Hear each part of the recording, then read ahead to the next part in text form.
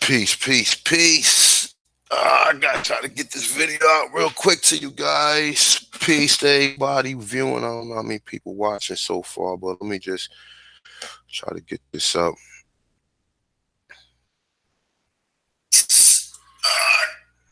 Oh, sorry for yelling like that. All right, so we got this pretty much cleared away. All right, so all right, peace to everybody in chat room.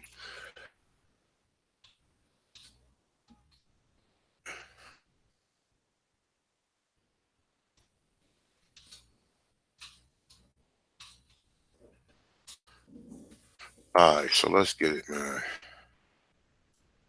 All right, so when I'm gonna be going back over, I've been wanting to do this video again because the first time I did the 100 the 103 amazing facts about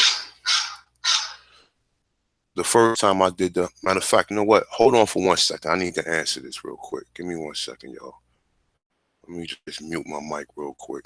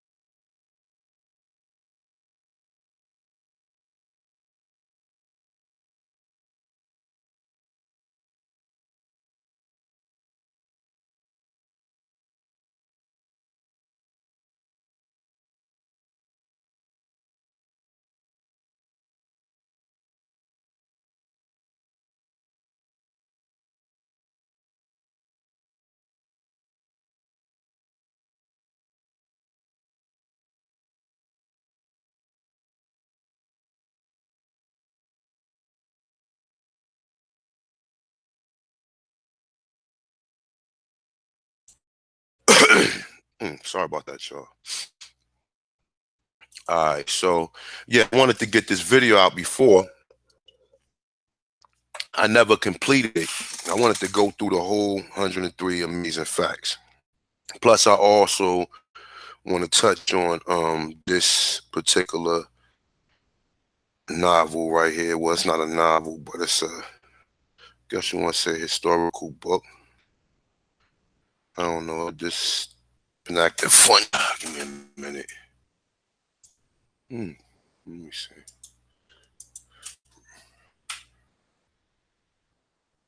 All right, just bear with me because I'm doing this live, man. Normally I record it and you know what I'm saying, I can X all this stuff out. But I'm doing it live, so y'all got to bear with me. All right, so I'm gonna be going over this book too, a little bit of this. All right, so the discoveries of America and it's an outgrowth of the conquest of the Moors. All right, so the conquer of the Moors, the conquest, conquer. Okay, all right, so boom. Let's get with it. Y'all know the author. Author is um Canyon by what was his full name? Let me see if I get his full name again.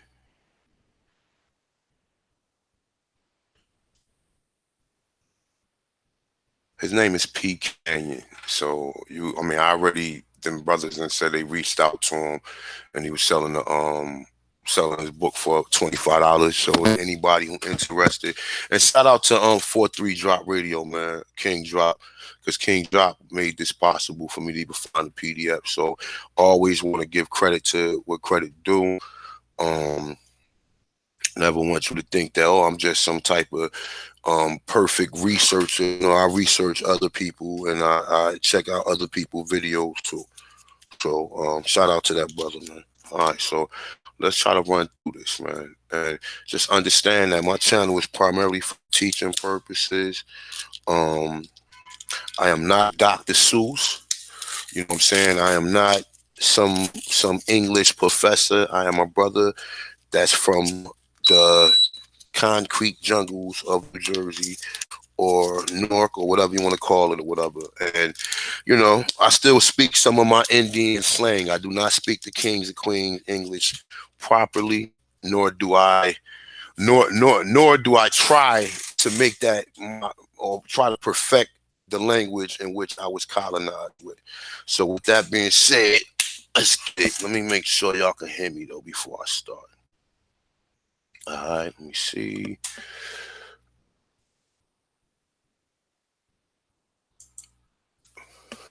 All right, can y'all hear me? If y'all can hear me, press one, please, before I start it.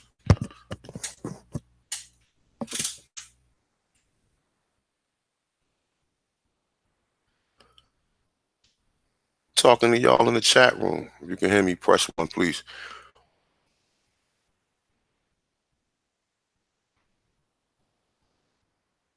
All right, okay, all right, so let's get it.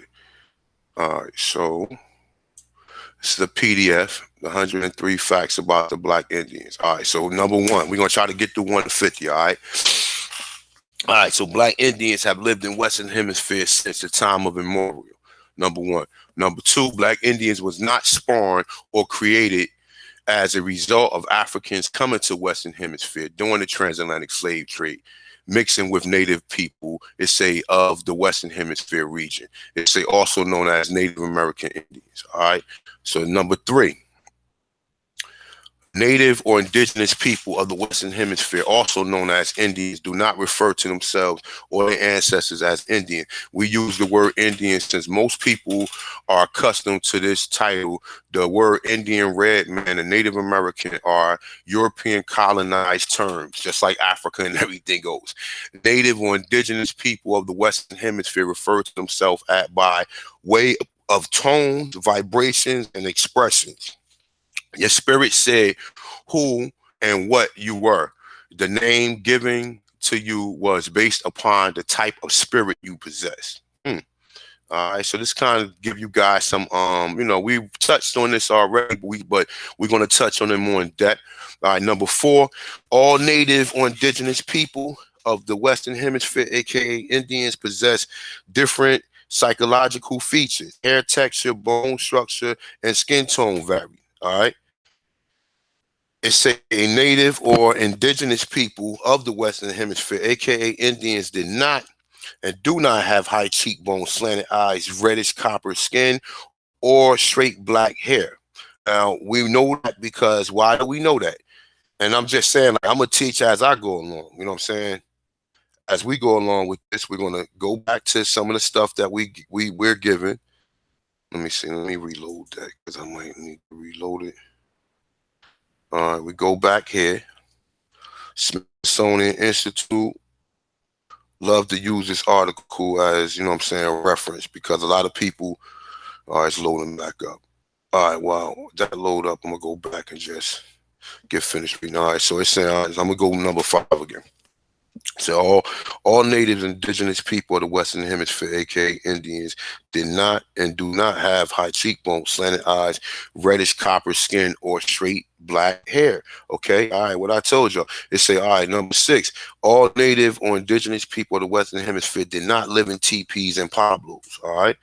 Number 7, it is difficult for society to accept the Black Indians as being native or indigenous to the Western Hemisphere regions because society has been brainwashed with fabricated fake images of indigenous people in the Western Hemisphere, aka Indians. Number 8, most reservation Indians were carefully selected by the U.S. government to occupy reservations. Reservations are being established. Number 9, the U.S. government, for the most part, selected pale-skinned Indians or Hollywood virgins to occupy the U.S. government established reservations. All right, that's number 9. All right, number 10. The U.S. government selected the certain psychological type of native, aka Indians, to promote to the world this is a real Indian, as well as this is a real Indian. No, this is how a real Indian look. Number 11, the dark-skinned native indigenous to the Western Hemisphere, aka Indians, were reclassified in 1800 as Negroes and colors. Number 12, certain dark-skinned natives were allowed to settle on reservations with pale-skinned native No, with pale skin natives, most were not. All right. Number 13, pale skinned natives came about as a result of the original dark skinned natives breeding with the pale skinned Europeans. It's a light skinned native born from from the Union would again breed with a pale skinned European. Thus, the progeny of this union would become more pale and genetically recessive, like they say, amalgamations. Say after centuries of breeding process, eventually produced the pale skin. What do most of us say? My grandmother was light skinned. She had long hair. But we know that that's not true. We know that that is a result of like what this brother's saying right now. Okay, it say the dark skinned natives who did not mix their seeds still endure. It say the U.S. government has reclassified most of them as black or African Americans. Number 14, indigenous certain dark-skinned natives indigenous to the Western Hemisphere, aka Indians, was giving the ultimatum: say, go to Oklahoma and be an Indian on the reservation, or stay where you're at and be reclassified as Negroes and colors. Now that right there is very important for y'all, because I've been telling people that shit right there for a long time. That people just say, you know what? I'm not going to be an Indian then. I'm just going to just stay back here, and everything going to be word of mouth. That's what they sit there. These people sit there and play around with you and ask you like, and that, you know what? And for anybody, like when people ask you your culture, honestly, and I'm gonna say this, I'm gonna try to say this as educational and humble as possible. When they ask you that, you should humbly tell them that you've been stripped of your culture and your culture has been reconstructed. Okay. So I actually tell them you've been stripped of your culture. You no longer know your culture, but you know some of your history through the people in your family keeping that story on. All right, so let's read that again. Number 14. Certain dark-skinned natives indigenous to the Western Hemisphere, aka Indian, were given the ultimatum: go to Oklahoma and be on the Indian reservations, or stay where you at and be reclassified as Negroes. All right, so let that marinate for some of you guys. All right, number 15. Most dark-skinned natives indigenous to the Western Hemisphere, aka Indians, were reclassified as Negroes or colors during the 1800s, have found themselves in the 20th, 21st century again reclassified as Black Americans and African Americans. Number 16. Dark-skinned native indigenous to the Western Hemisphere, aka Indians, who embraced the Spanish culture during the colonial era, either by choice or by force, have found themselves engulfed by or assimilated. Now, assimilation. Remember, this is assimilated a reality for us. This is not your natural reality into Spanish culture or Spanish language. It's most of them have lost the knowledge of themselves and their true identity. It say they have to be reclassified as Latinos and Hispanics. Okay, number 17.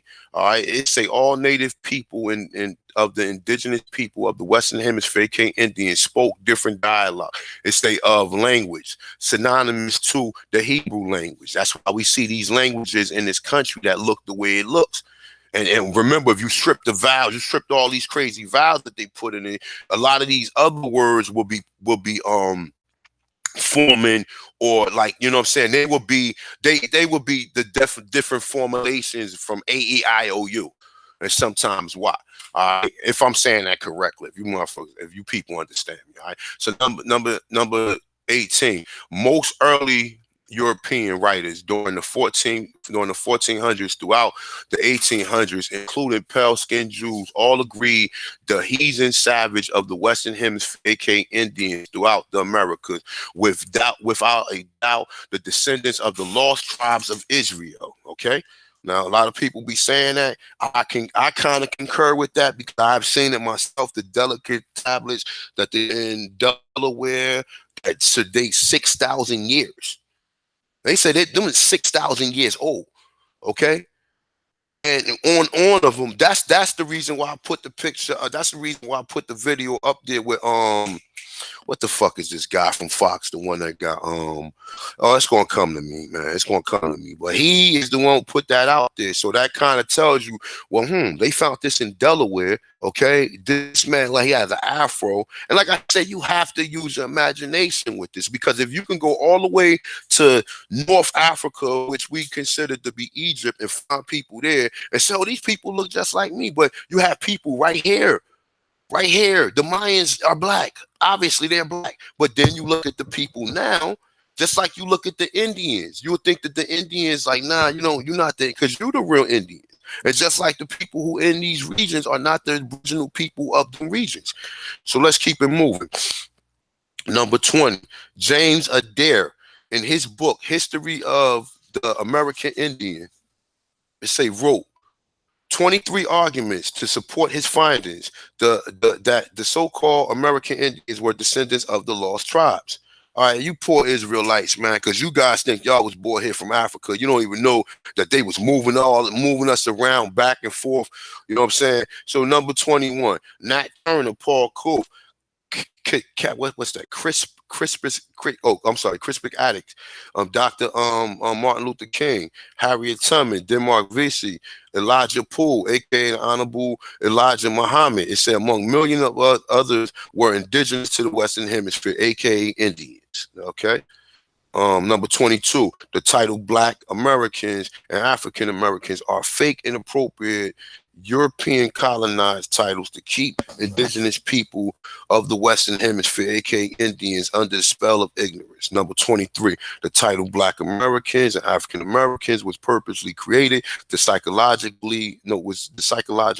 and spiritually disconnect indigenous people of the Western Hemisphere, aka Indians, from their true motherland, which is right up under their feet. Remember the time chime. Remember what the time chime is, all right? Reverend Jesse Jackson, a South Carolina Cherokee, started to promote the fake title of African American that has imposed upon Black Indians indigenous to the Western Hemisphere region. Number 25, it is because quite profitable to brainwash the indigenous people of the Western Hemisphere, aka Indians, into thinking that Africa is their native land. Okay. It said there's a campaign underway. Well, number 26, Number 26, there's a campaign currently underway by the U.S. government, the U.S. government-sponsored native, to preach the doctrine that say Black Indians of the Western Hemisphere as a result of African mixing and has not dwelled in the Western Hemisphere. Now, we know that. How can we prove that? We can prove that right here. Damn, it's still low. There we go. All right, how can we prove that? Just for naysayers, man. Just people who like, man, you put pseudo-attention in this one. You don't show nothing. This stuff is for fairy tale. This is a fairy tale, what you saying. All right, Smithsonian Institute, all right, Smithsonian.com. They say, but there lies in the Smithsonian Institute got all your shit. Okay, they got all your shit. So you better, when they tell you certain things, you better be taking notes. But there lies in the puzzle. Modern Native American closely resemble people of China, Korea, and Japan. But older skeletons do not, say archaeologist and paleontologist James Chatter. Okay. I'm just a joker from the ghetto, I'm a reformed, I'm not saying I'm a criminal because I haven't ever violated anybody's personal space. Yeah, I've sold a chemical substance, which they call CDS, and I have destroyed maybe some parts of my neighborhood. But with most saying that's what my history was, or that's what my past was prior to me.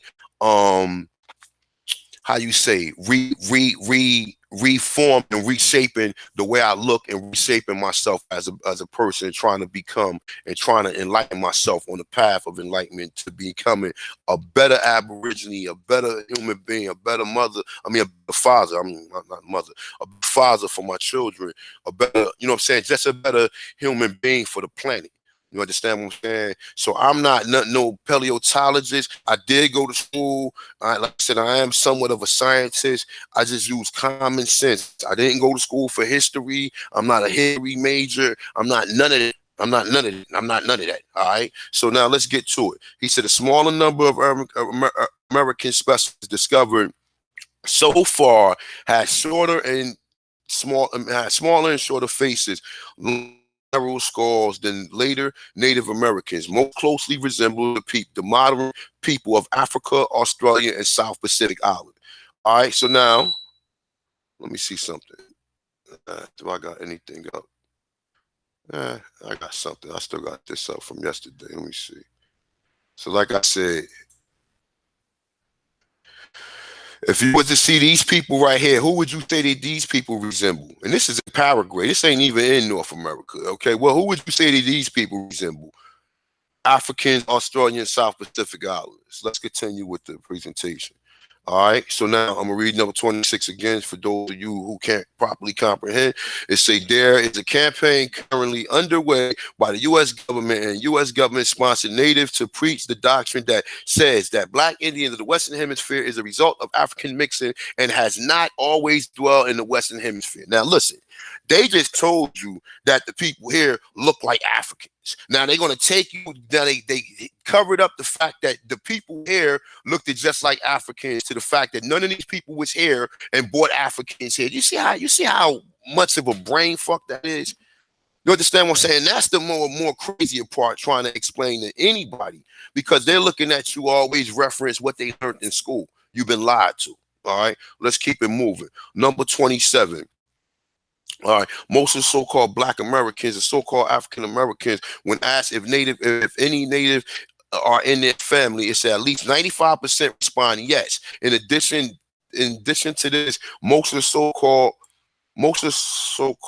Black Americans or so-called African Americans are also able to give you the name of the tribe that their relative came from. Thus, the so-called Black Americans or African Americans oddly insist upon calling themselves Black Americans or African Americans. Instead of referring to themselves by the way of their ancestral tribe that has survived in their family, which is the essence, is their true nationality. Okay. All right, so it's say most of the so-called Black Americans or so-called African Americans say found it difficult to accept themselves as being natives. It's so indigenous to the Western Hemisphere because of the program fabricated images of what I tell you. The program fabricated images of native people in the Western Hemisphere. All right. Now, if you see these pictures right here, though, let me see, is this one? Let me see. No, it's this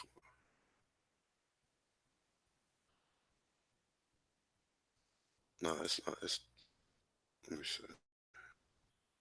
But if you see these people right here, you'll understand. Now, these are just drawings, like I said, man. These are just drawings, but there's further proof that I'm gonna show you later on. All right. I mean, if I get a chance to run through this properly, all right. So, I mean, let me go back over this. All right. Number 28. Most of the so-called Black Americans or African Americans find it difficult to accept themselves as being native or indigenous to the Western Hemisphere because of program fabricated images of native people in the Western Hemisphere. Fake images of their own indigenous ancestors has been routinely drilled into the psyche since birth. The Black Indians images does not register with them with their psyche because of the fake imagery. Now look, that's what I'm saying. Subconsciously, see, what happened with me was I kept seeing so many of these pictures, and subconsciously I know that can't be right because you said it was no Black people here, and I know that what these Indians look like, and I know through all my life of hearing, oh, she had straight hair, oh, she was pale skin, oh, that's the Indian, and then now you start seeing pictures of people with afros, and you start saying, hold up, so Columbus took back 1,500 people, and they called them Negroes over there, really? Interesting. Let me do some research on this shit. Then you find out that paleontologists and archaeologists, they pulling bones out of here saying they Negroes. The Smithsonian Institute is telling you that the first Americans resemble Africa. What do we look like? They telling you are African. They saying you are African, but they telling you that the people here resemble Africans. But your grandmother said you was an Indian. I digress, man. Okay. The Black Indian image does not register with their psyche because of the fake imagery program that the United States government insisted into their minds, and how Native or indigenous people of the Western Hemisphere look. The spirit of the so-called Black American or so-called African American tells them one thing, while the programmed fake image of their own ancestors says another. This all leads to the inner conflict. Okay? That's what we going through now. That's why the jokers, no matter what, they keep on debating small, or you know what I'm saying, or stuff that has no. The question is this: was there people who look like Africans here prior to Columbus coming here? That is the only question that needs to be happening. All right, if so, how many of them was here so we can figure out, well, okay, if you brought 380,000 Africans, how many people was here? Because if it was more people here that looked like Africans than the so-called Africans brought here, that would make you the people here. You see how that work? But they keep talking about DNA. Oh, it's only 0.1% or whatever. You can't find no Native American in you. But yet the Smithsonian Institute telling you that the real Native Americans resemble Africans, Australians, South Pacific Islanders. But every time that they test you with a different so-called haplogroup that comes from the intermixing of these so-called mongoloids. Yeah, okay. 29. The U.S. school system and the media has been the biggest giant behind the program into the mass fake fabrication imagery of Native or indigenous people of the Western Hemisphere, aka Indians. 30. Native or indigenous people of the Western Hemisphere, aka Indians, built pyramids and pyramid mounds, just like Egypt. Okay, it's synonymous comparison of both cultures from the opposite sides of the world is because they both were genetically linked. They both are the same people. Okay, now I'm just saying, I'm just going by what he's saying. All right. Remember, the pyramids in Peru are older. Okay, I don't have to pull up these. I got seven video. I mean seven what's the names up here that'll tell you that the pyramids up here are older than the pyramids in Egypt. All right. So number 31. During the time of Pangea, I mean Greek, mean all in one. It say all the continents and the planet. Remember, it's still the continents are still connected. It's just water covering it. All right. That's how you got pyramids under. You got pyramids in. You got pyramids off the coast of Cuba in Atlantic Ocean. So somebody went underwater and built them, or what kind? And they 2,500 feet under the water. So somebody went down there and built it when most people can't. I don't even think they can go that far now without because of the air. I mean, because of the water pressure. All right. So let's get with this. All right. So it say people lived and thrived. I'm on 31. So people lived and thrived during the time of Pangea. This is a large explanation as to why pyramid builders in the Eastern Hemisphere and pyramid builders in the Western Hemisphere have culture that is incredibly synonymous. The continents continue to move. It says some move 4 inches a year. The continents will one day become one mass of land. They say the continents are currently separated at this time. However, the genetic link of being from Pangea never parted. Now, I don't fully agree with that, but nonetheless, though, let's get with it. All right, now look, check this out. Number 32. The term Moor was applied to dark skin, brown skin, reddish brown skinned people who were not only indigenous to Europe, but West and North Africa. Even the Indians of the Western Hemisphere was also dubbed with this title. Let me read this again for you slowpokes, all right? And I'm gonna show you. I'm gonna show you the evidence what I got. Number 32. Okay. The term Moor was applied to dark-skinned, brown-skinned, reddish-brown-skinned people who were not only indigenous to Europe. Now he's saying that the Moors who was in Europe was indigenous to Europe. It say, but West Africa, North Africa. Okay. Now he goes further. Even Black Indians of the Western Hemisphere were also dubbed with this title. Okay, a Tontonist one. You be lying, man. What are you talking about? It was not no people, no Black Indians called that. All right, so how can I prove this to you? And this is only, like I said, man. Look, this image right here, right? Let me see if I can open it up a little bit more. Let me see something. You know what? Y'all done seen this picture before. I ain't opened up. It says the more right here. You see him smoking, right? See him smoking, right? All right. So you're like, oh well, what do you mean he's smoking? All right. Look, see his image. This is a motherfucking Indian, okay? They calling him the Rakinde Moor, okay? Now, this is how I'm proving to you that they was calling people here Moor, the Moor. These are Aborigines, right? Now, attention to this one. How can you prove that these are Aborigines, man? How can I prove that these are Aborigines, right? How can I prove that? Let's see. Let's see. Let's see. Let's see. Let's see. Let's see. Let's see. Let's see. Look, another smoking Moor. You see this? Black head. It say black or more. Head wrapping. Okay, now look. This is obviously a Negro. This got the same pipe that this man got. This is a Virginia. It's a Virginia tobacco. Now you see what this brother. You see what this brother look like? Okay. Now, even when you see these people right here. These are indigenous people. These are not Africans. Okay. I keep telling people that, but they don't seem to understand this shit. All right. So when you go through all this right here, and actually, you know what? Let me click on this right here because this seems it's going to show me some different pictures that okay, well, we have been down the rabbit hole most of the time. We have seen these images. All right. Look at this. Look at this image. Look at this. Look. Look at this. Now, this is a template right here. Okay, because when I called the Virginia Historical Society, they told me that this image right here was an image, and they got a giant statue. They got a small one like this, and they have one that's bigger than this, right? They told me, matter of fact, you know what? That might be the bigger one because that looked like it's sitting on the pallet. All right, so that might be the bigger one. All right, it's because it's like it's sitting on the pallet. All right, so when I called the Virginia Historical Society, now I remember common sense. How can we prove that it was black people here? Because look at how he looked. He looked like a basketball player. Look at this brother. Weighed up, got the Kobe Bryant armbands on. Michael Jordan got 2 chains on like the Negroes. Got his feather crown on. The same thing I showed you what they was calling the Moor. Now look, see this? This is your template right here of what the people was looking like here, right? Now look at this. Virginia. You see this? He giving them tobacco, right? Now let's see something real quick. Let's read something real quick, right?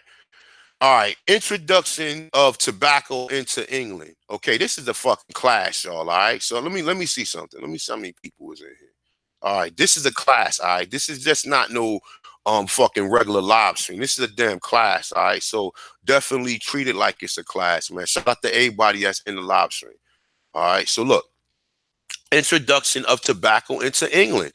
The most common dates given to the arrival of tobacco in England in the 27th July 1586, when it said that Sir Walter Raleigh bought it from Virginia. Okay.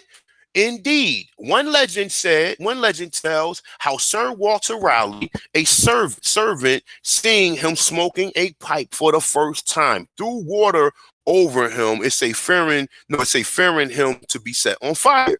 Okay, however, it is much more likely that tobacco has been around in England before this date. Now, that's a damn lie. It say tobacco has been smoked by the Spanish and Portuguese. How did they get it? Because they was in the Caribbean.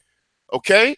Now, it says smoking has been adapted by British settlers before 1586. How was they adapted by British settlers? Because these British settlers was the people who you would consider to be Moors, who was already traveling here. So the people who was already traveling here, it explains why. Now check this out. All right, now look, it say, however, when Raleigh arrived back in England in 1586, I'm bugging y'all, 1586, it say, he brought with him the colonists from the settlement of Roanoke Island, and these colonists brought with them tobacco, maize, and potatoes. All right. So now let me go back to this right here, man, because people don't do no fucking research. They just talk. Now you see how this Aborigine look right here. Now these are not Africans. Now even when you go here, now let me show you something, man. because people is not as smart as they seem. You see, all of these are American Indians, man. You see all of these images right here. All of these images are what the Indians look like. All right, so this is um Aborigine class for dummies. Okay, you see this? Let's go back to this.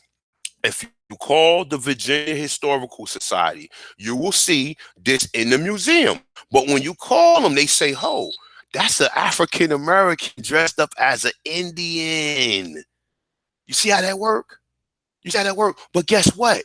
See, if you only seen this one image, you'll be like, okay, yeah, okay, yeah, okay, that makes sense, all right. But then you start seeing these. You seeing him giving them tobacco. Virginia. Where did I just tell you Sir Francis Raleigh found the first tobacco plants? All right. Now look at this. You would think that one idiot who don't know no better will look at this picture and say, "Oh, that's African. That's African. That's African." But what did the Smithsonian Institute tell you that the first Americans resemble? Huh? What? What did they say they resemble, people? Africans, Australians, and South Pacific Islanders. All right. So, like I said, and even look at this right here. Look, all black Indians. You see this? All black Indians. See that? Same thing like I showed you. Let me see. Let me go back here. Look, Doro Kende Moore. He got the same shit on. Okay. So leave me alone about this Moore shit, man. Look at this. Got the same thing on, but they call him a Moore. So this is what these people were calling them. You know what I'm saying? So now let's go back to the original presentation. All right. All right. So now look, let's go back over 32 again, just in case if you didn't properly comprehend what I just showed you. The term Moor was applied to dark-skinned people, brown-skinned people, reddish-brown skinned people who were not only indigenous to Europe, but west of North Africa. Remember, there's no Africa. Okay, there's no Africa. All right. So even black Indians of the Western Hemisphere was also dubbed with this title. And they don't have feathers on. But guess what? Let me see something, man. Let me go back right here. Let me see something. Where was we at? Right here. Was it this one? No, hold up. Was it this one? No, it wasn't this one. Look at how these brothers right here dress. Look what he got on. Look what he got on. He got something like a turban on with like some type of feathers coming out of it. This brother got some type of head wrap on. This brother is dressed like an Israelite. Let me see something. Ah, man. Yeah, this is rough, man. Look how these brothers right here dress, man. Look, you see this? Let me see something. Where the Virginia one at? All right, so hold up, the Virginia one right here. Here we go.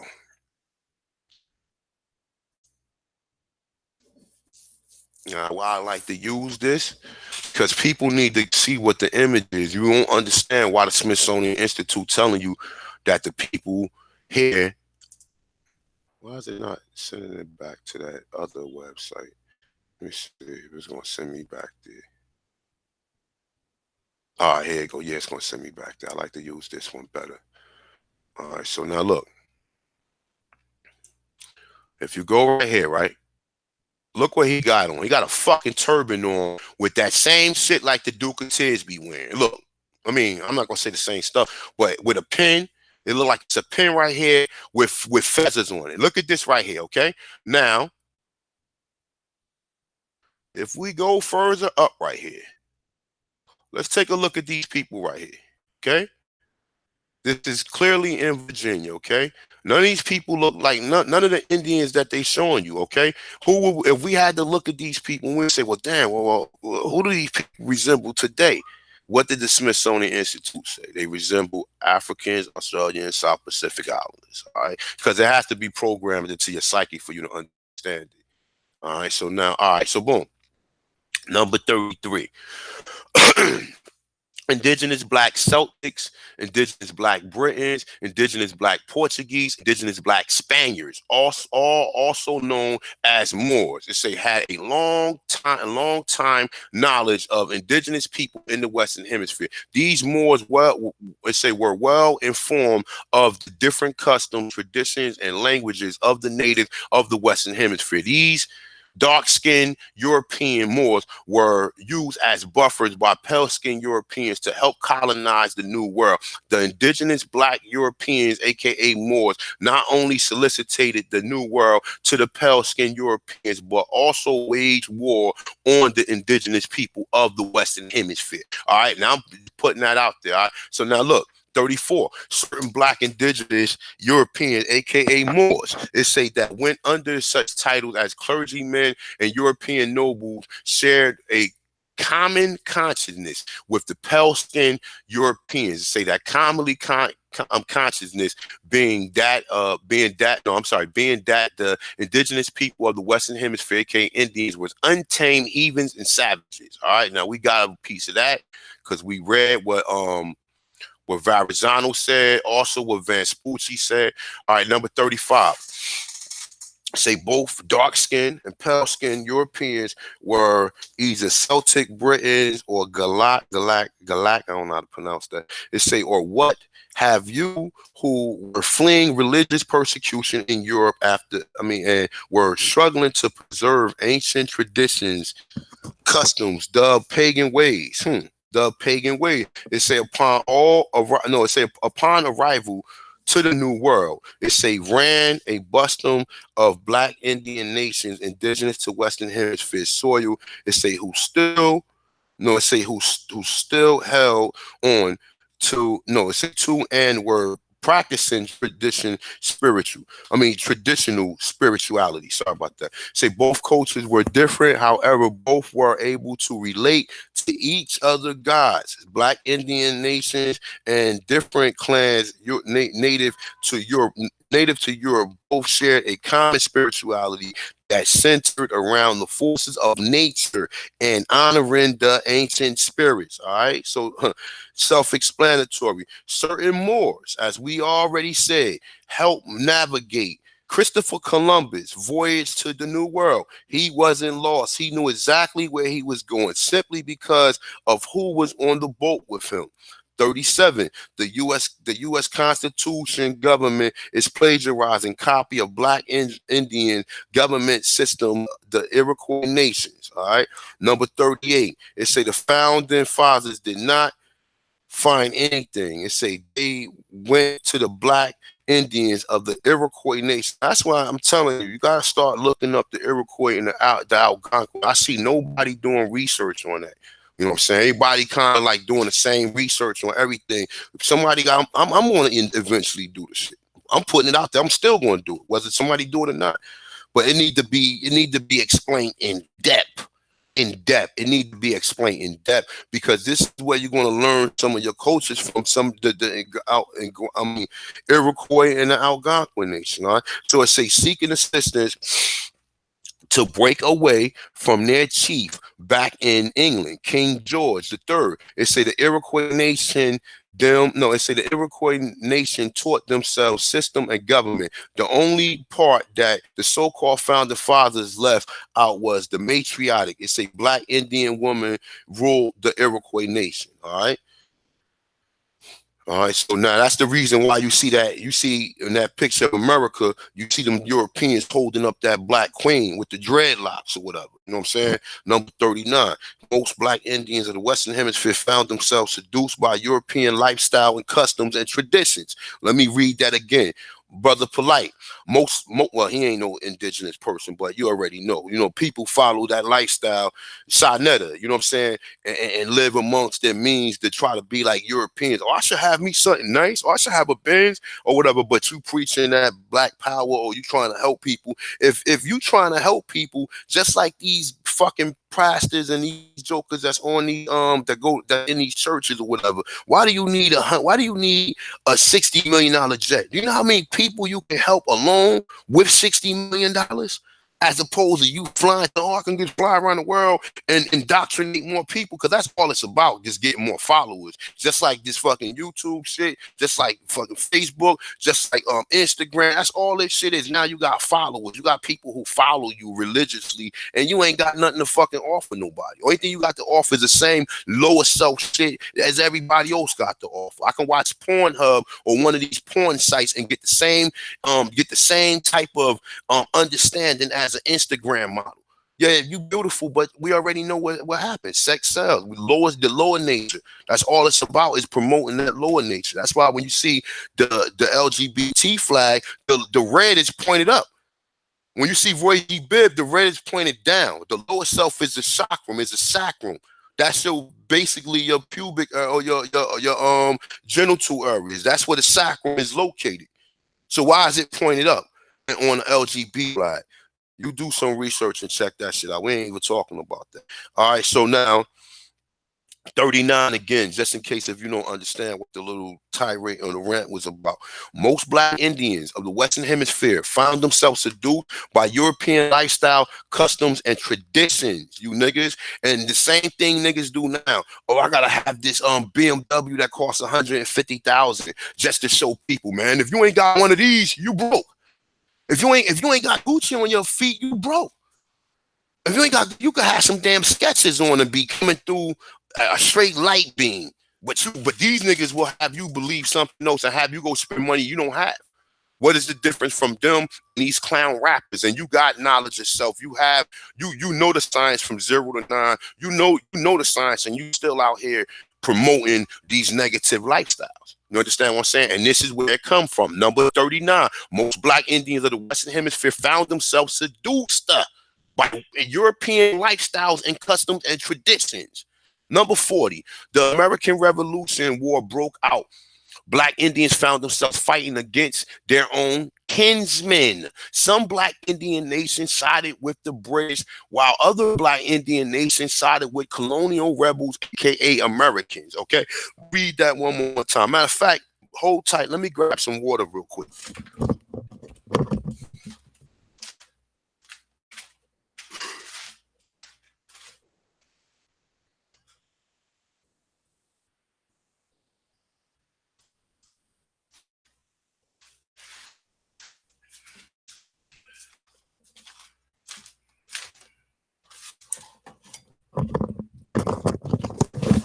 All right, bro.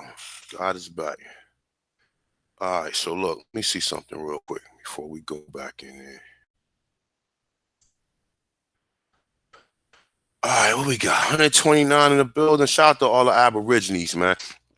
Yeah, man. Y'all want me to keep going? Press 1 if y'all want me to keep going, man. Press 2 if y'all want me to stop, man, and go take a nap or something. Or go play pool with my cat or some shit. You know what I'm saying? Press 1 if you want me to keep on going.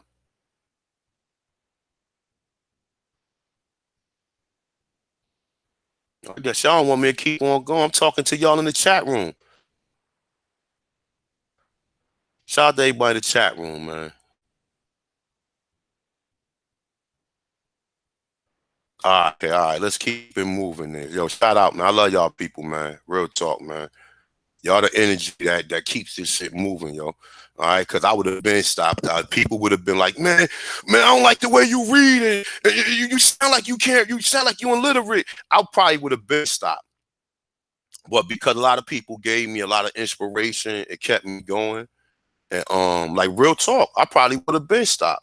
You know what I'm saying? Real talk. But shout out to y'all, man. A lot of people gave you inspiration. Like I said, it's not now I can pretty much read a little better because I got a headset or whatever. I can step back from the computer. Before I had my face in the computer and shit. I was trying to read. I'm trying to read and then put in the mic. And then if my cat make a certain move or knock something over, then it distract me. Then I gotta come back and you know what I'm saying? It was just a lot, man. But now hopefully things are a little better. So let's keep it moving, all right? Number 40, it say when the American Revolutionary War broke out, black Indians found themselves fighting against their own kinsmen. Some black Indians nations sided with the British, while other black Indian nations sided with the colonial rebels, aka the Americans. Number 41.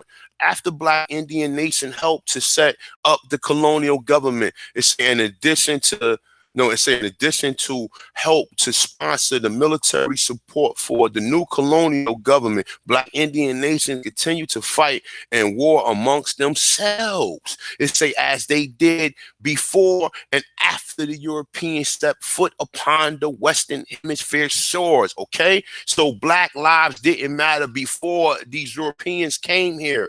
You understand what I'm saying? Or let's say Aborigine lives didn't matter before the Europeans came, because we was always warring. And if you read Van Spoochie, he said he didn't know no reasons for the war. He said that these people was cruel. You understand what I'm saying? And we only express the cruelty amongst other people. I mean, you can be friends with a boy, but if you get a European around you, you'll fight your own boy just to prove to him something. All right. Number 42. Black Indians were not conquered by Europeans. They say, all right, so hold up. All right, so it say Black Indians were not conquered by Europeans or the so-called white man. Black Indians had a rich history of intertribal warfare amongst each other. It said that continued before and after the European arrival. The intertribal warfare that existed among Black Indians in the Western Hemisphere was so great that it left them in a state of impotence, with impotence setting in after years and years of the clan warfare. It said in addition to the attraction of the European trinket. See, you niggas done sold each other out for trinkets. Niggas sold each other out for trinkets, man. That's why shit never get done to this day, because everybody tell me, you see my new sneakers or you see my new car outside. But I thought you was trying to help the people. But you see my new car outside. Yo, check it out. Yo, look, shit start. I could drive it from the damn keychain. You understand what I'm saying? While niggas out here barely got food, you see people in lines trying to go to these pantries trying to get food, but you riding around here, you the HNIC, you the head nigga in charge. They're like, oh shit! Remember in Goldie when Goldie pulled up with that caddy or whatever kind of, I think that was an Eldorado or something, and he had the kids in it. They was like, I want to be just like you. He said, no, you don't. You want to be better than me. You understand what I'm saying? And but these niggas out here, they don't tell you that. And even though you might not be pimping to get in, you actually might work hard for it. But you got the wrong concept, man. You know what I'm saying? And that's not to everybody, because everybody do their thing. Some people love to live like that. You know what I'm saying? But, you already know how it is, man. You know what I'm saying? I ain't saying nobody's supposed to be living in poverty, but you got to, you know what I'm saying, definitely practice what you preach. All right. So, all right, so we was right here. So it say when impotency, it's a setting in after years and years of the clan warfare. It say in addition to the traction of the European drinking customs and traditions, it say in the worship of the God named Jesus. That's why I tell you, man, stay away from your man Black Jesus, man. You know what I'm saying? Stop bringing him around me, man. If listen, I ain't got no problem with anybody who believe in Yahweh Shah, but come on, bro. Like to be telling us all this and to be caught up on these names, and you can't even, you know what I'm saying? You can't even redirect the name into its proper setting. That go to show me you ain't even fit to be debating no one. You understand what I'm saying? So all assisted in paving the way for European occupancy of the Black Indian lands, their spirits and their minds, okay? Yeah, your mind is lost. You already know how it is. 43. After colonial government was established, American Black Indian nations continued to aid the new colonial government with military assistance. It's saying other Indian nations that fought against European expansion and taking their ancestry land. Okay, let me read that again. After the colonial government was established. Now remember, what do they tell you? What do Andrew Jackson punk ass say? He said that they could no longer protect the so-called Aborigines or whatever, because the Europeans that was coming here was taking their lands and they formed fucking militias. This is where your KKK come from and all that. All right, so understand that. And the same people who you go to, sheriff, they doing, he the same motherfucker who wear the fucking hood later on that night. That way he's moving you off your land, okay? All right, 44, man. See, General Mad Anthony Wayne, aka Black Snake, was a Black Indian who served under George Washington. It's the administration, the army of General Anthony Wayne, consisting of mostly Black Indians in the ranks, as did the entire entire colonial government army. It say besides black Indians making up the bulk of the new colonial government army, it say Moors also fled up by the ranks. Okay, now remember the black Indians could be said Moors too, but when he's saying Moors, he might be talking about the people who really did come, the black Europeans. Okay, all right, so. Number 45, George Washington established treaties or contracts with various black Indian nations, as well as with the Moors, say for military support against the black Indian nations who did not support the occupancy of the new colonial government, America. Number 46, after the colonial government, America confiscated most black Indian lands. After the colonial government, America confiscated most black Indian lands. After the colonial government, America confiscated most black Indian lands. The colonial government refused to pay black Indians warrior pension for the military support. What did they tell you? After you came back from the war, you couldn't even get a fucking home. After you came back from the war, they wouldn't give you shit. And you was the main one went over there and kicked ass and oppressed the people over there just to please this motherfucker for the trinkets that you never received. 47, during the American Civil War, black Indians joined the Confederate Army in hope of winning to secure the little ancestral land they had left. Okay, now let's read that again. During the American Civil War, black Indians joined the Confederate Army in hope of winning and securing what little ancestral land they had left. Okay, all right, 48. Black Indians joined the Union side. It say in the American Civil War, it say to fight for their own objective. I'm sorry, for their own objective as well. One of these objectives being seeking prosperity within the American system. Okay. Now this is 49. Nicka Jack, also known as Nigger Jack, was a black Chickamauga, a black Indian. They say the ancestors led raids against the colonial rebel army, American during the colonial rebel uprising, American Revolutionary War. He fought alongside the British Tories. Say he hit out. No, his hideout was caves in infinity of what is known as the Chattanooga, Tennessee. It say in the state of Georgia, in the regions known as Cobb County, there is a park, a road, and a creek named after the great warrior. Okay. All right, let me close this window. Let me close that window. Sorry. All right, number 50. Number 50, there was thousands upon thousands of black Indians who fought in the American Civil War and in the wars before and after the wars, who were black Indians, say of native to the Western Hemisphere regions, but were obviously to this fact, they say they also thought to themselves to be Negroes. Their parents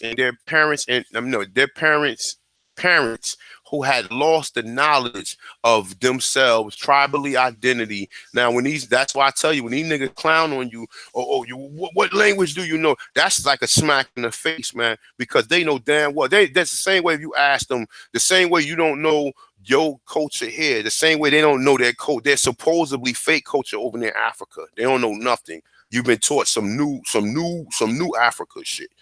You understand? All right, so their parents who have lost the knowledge of themselves, tribal identity, in all honesty, simply pass on to the next generation. What did your grandmother say? You're Indian. What did Medicine Man yesterday said when they try to call his sister or his cousin an African? He said his grandmother got mad as hell. You ain't no damn African. And listen, that's the reason, because they already knew that they was trying to impose that upon us, and we was like, oh hell, motherfucking no, I'm not no damn African. People resist that word, and then these same niggas try to come and try to play a violin and be like, oh, why don't you want to be an African? Such as these niggas like Angel Ramirez and these Sinettas and the Armin Ross Squad and Brother Garfield the Cat and all these pseudo ass fucking scholars. These niggas are pseudo as fuck, man. They're pseudo. because they haven't evolved. See, we all started off on the Africa journey, but we have evolved. We evolved into an aborigine where we know we came from here. And like I said, we're smart enough to know that 38,000, 380,000 Africans from 1619 till 1808. And they got people telling you that it was 50 million people in this region. Now, was it not, you want to agree what the 50 million people look like? I just pulled the images up. Look, look at this. Look, I just pulled the images up. Look at this. And these are consistent. You see, the Rokende Moore, he got that same looking afro with the feather crown on, with the grass skirt. That boat is a boat coming to the Americas, right? Same thing we see right here. You see this? You see this? See this? Smoking, these are the chiefs. These are the kids working. You see that? How they hold, and these are the people working the tobacco. Because the Europeans ain't know nothing about the tobacco. How do we know that? We go back to here. We go back to the first introduction. It's an introduction of tobacco in England. All right. So like I said, this is fucking class. This is a basic class. All right. So it say the most common date given. Matter of fact, you know what? I ain't gonna read. I'm coming down here. It was right here. All right. It would say, no, hold up.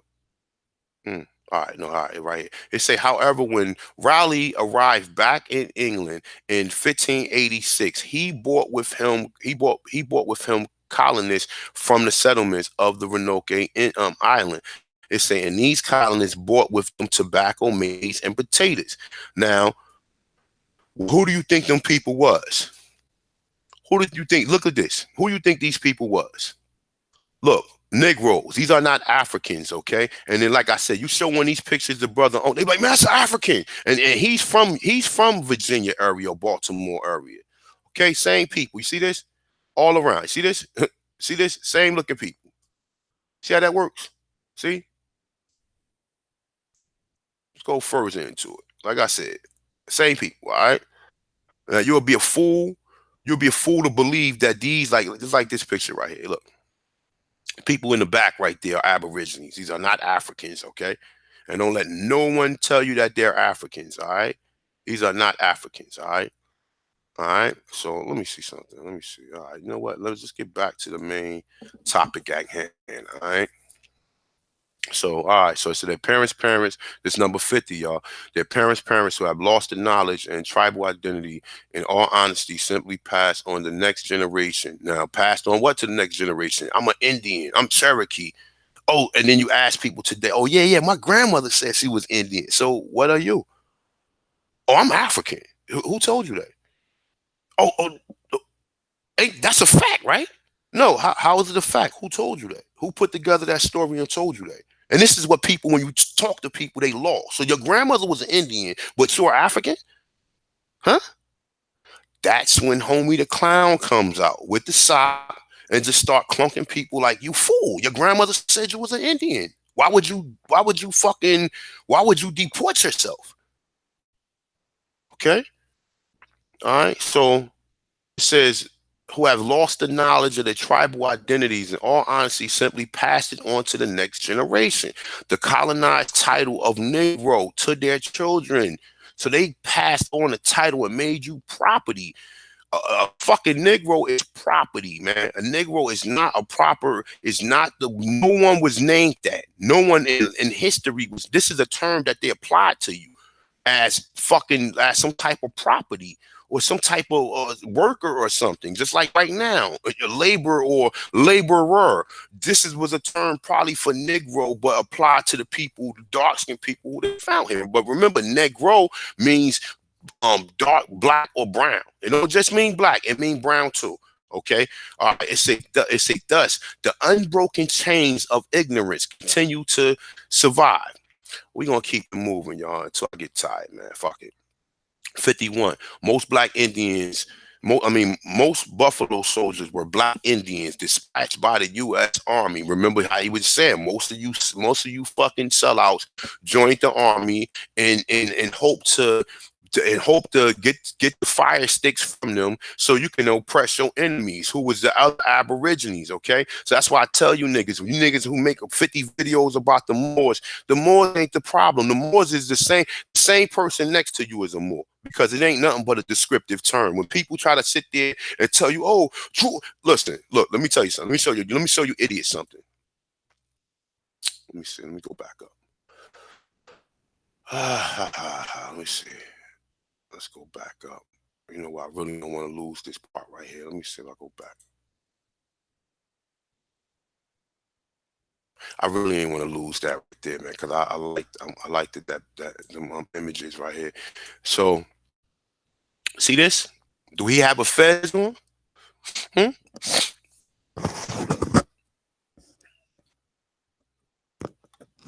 Okay.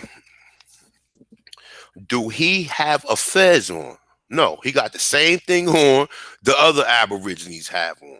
He got a skirt on, right? Like a feather crown. I mean, well, I'm sorry, like a kilt or whatever, and he's smoking. Okay. He is not saying he's not holding up 5 on the right and 2 on the left. Okay. And he is not saying I serve Lord Master or law arm legger leg head, whatever. Okay, all right. So he's not saying none of that. He's just smoking on his tobacco, cooling. And they're saying the rokende more, the smoking more. Okay, they're not saying, they saying the smoking more. They're not saying the African more or a more. They just giving a description of the person who they found. Okay. Okay, this is not Drew Ali Moore. Okay, this is a image that someone made before the Moore Science Temple even existed here in North America. Okay, okay, you see how that works? You see how simple that was? Now, and like I said, I like to touch on this, man, because people be trying to play me with this Moore shit, man. You know what I'm saying? They be trying hard, and you got all these other Moors coming out telling you that the word Moor. Let's get with it. Let's see it. Let's see what the noun means. Let's see what the noun means, y'all. All right. It's a North African Berber, late 14th century. Now, hold up, we're going to come back. A North African Berber, 14th century. Morus, an inhabitant of Mauritania, Northwest Africa, region of Conspondent, now North Algeria, and Morocco. Morocco was just invented in 1930, okay? Okay, where else did we see Morocco at? We seen an A, and we seen another A right here, and this was another deaf word in which they were saying that it was called America, perhaps a native name or cognitive of Moru, black. It say, but the adjective also appear in late Greek. It's made as well from a people named as the being a dark people in their relations to European. It say their name in the Middle Age was synonymous with Negro. Okay, so it's nothing else to be said, man. We know that. And look, check this out. Check this out, y'all. Wow, man. Why we on this, man? All right.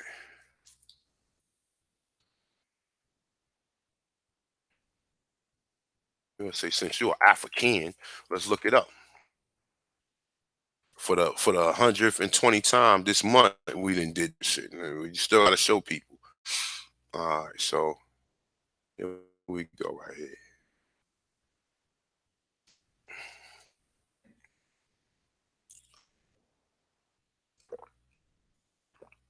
Here we go. African now. Say Old English African plural. Native or inhabitant of Africa. African. Africa.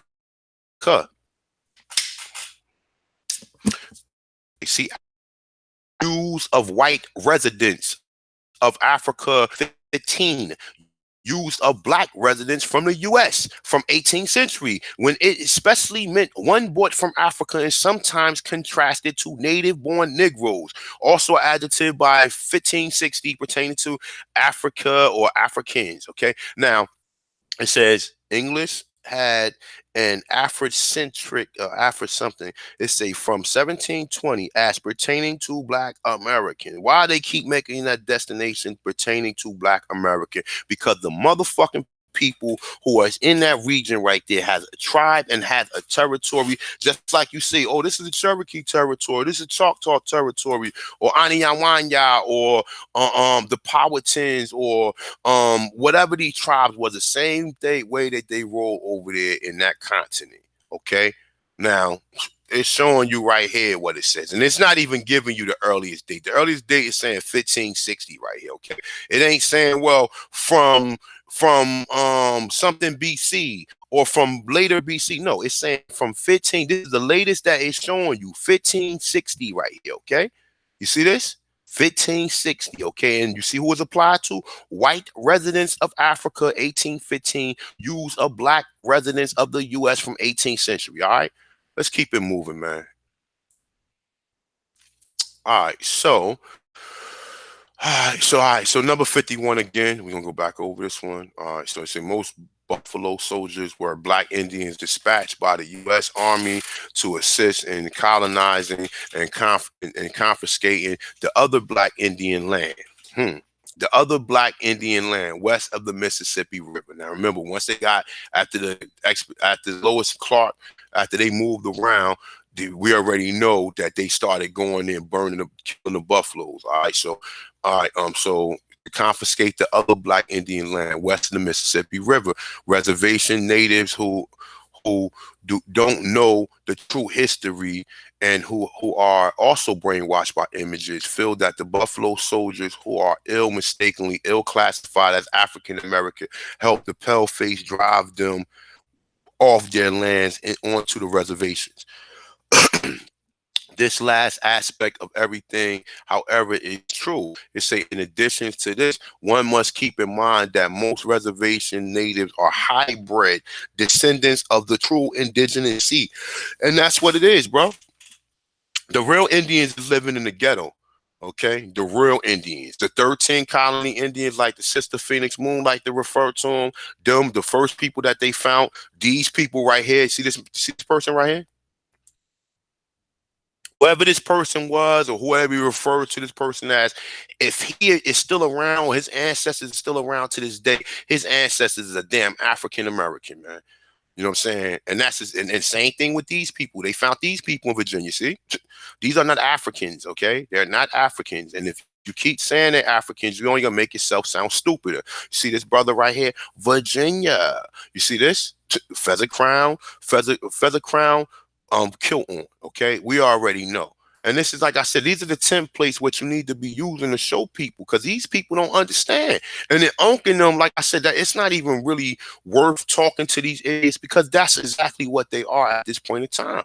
They are fucking idiots, man. They are idiots. And then, like I said, even understand this, right? Let me see something. This one right here. All right. Fuck is this? All right, even this right here, right? You see the headband on it? See the headband on them? It's saying blackamoors. These are motherfucking Americans. You see the headband on them, right? So when they show you these coats of arms, when they show you these coats of arms with the fucking headband on them are fucking Americans that was born as a result of John Hawkins and Sir Francis Drake, okay? Now look, you see the headband? See the headband? The same people when you see the these coats of arms, because they was taking the people from here. And then remember, some of the Aborigines started to be what they call buccaneers or pirates. So y'all niggas don't know the history, man. Y'all niggas just be playing around, man. You know what I'm saying? You niggas don't know the history, man. You niggas be playing around, okay? You niggas don't know the history. You niggas be playing around.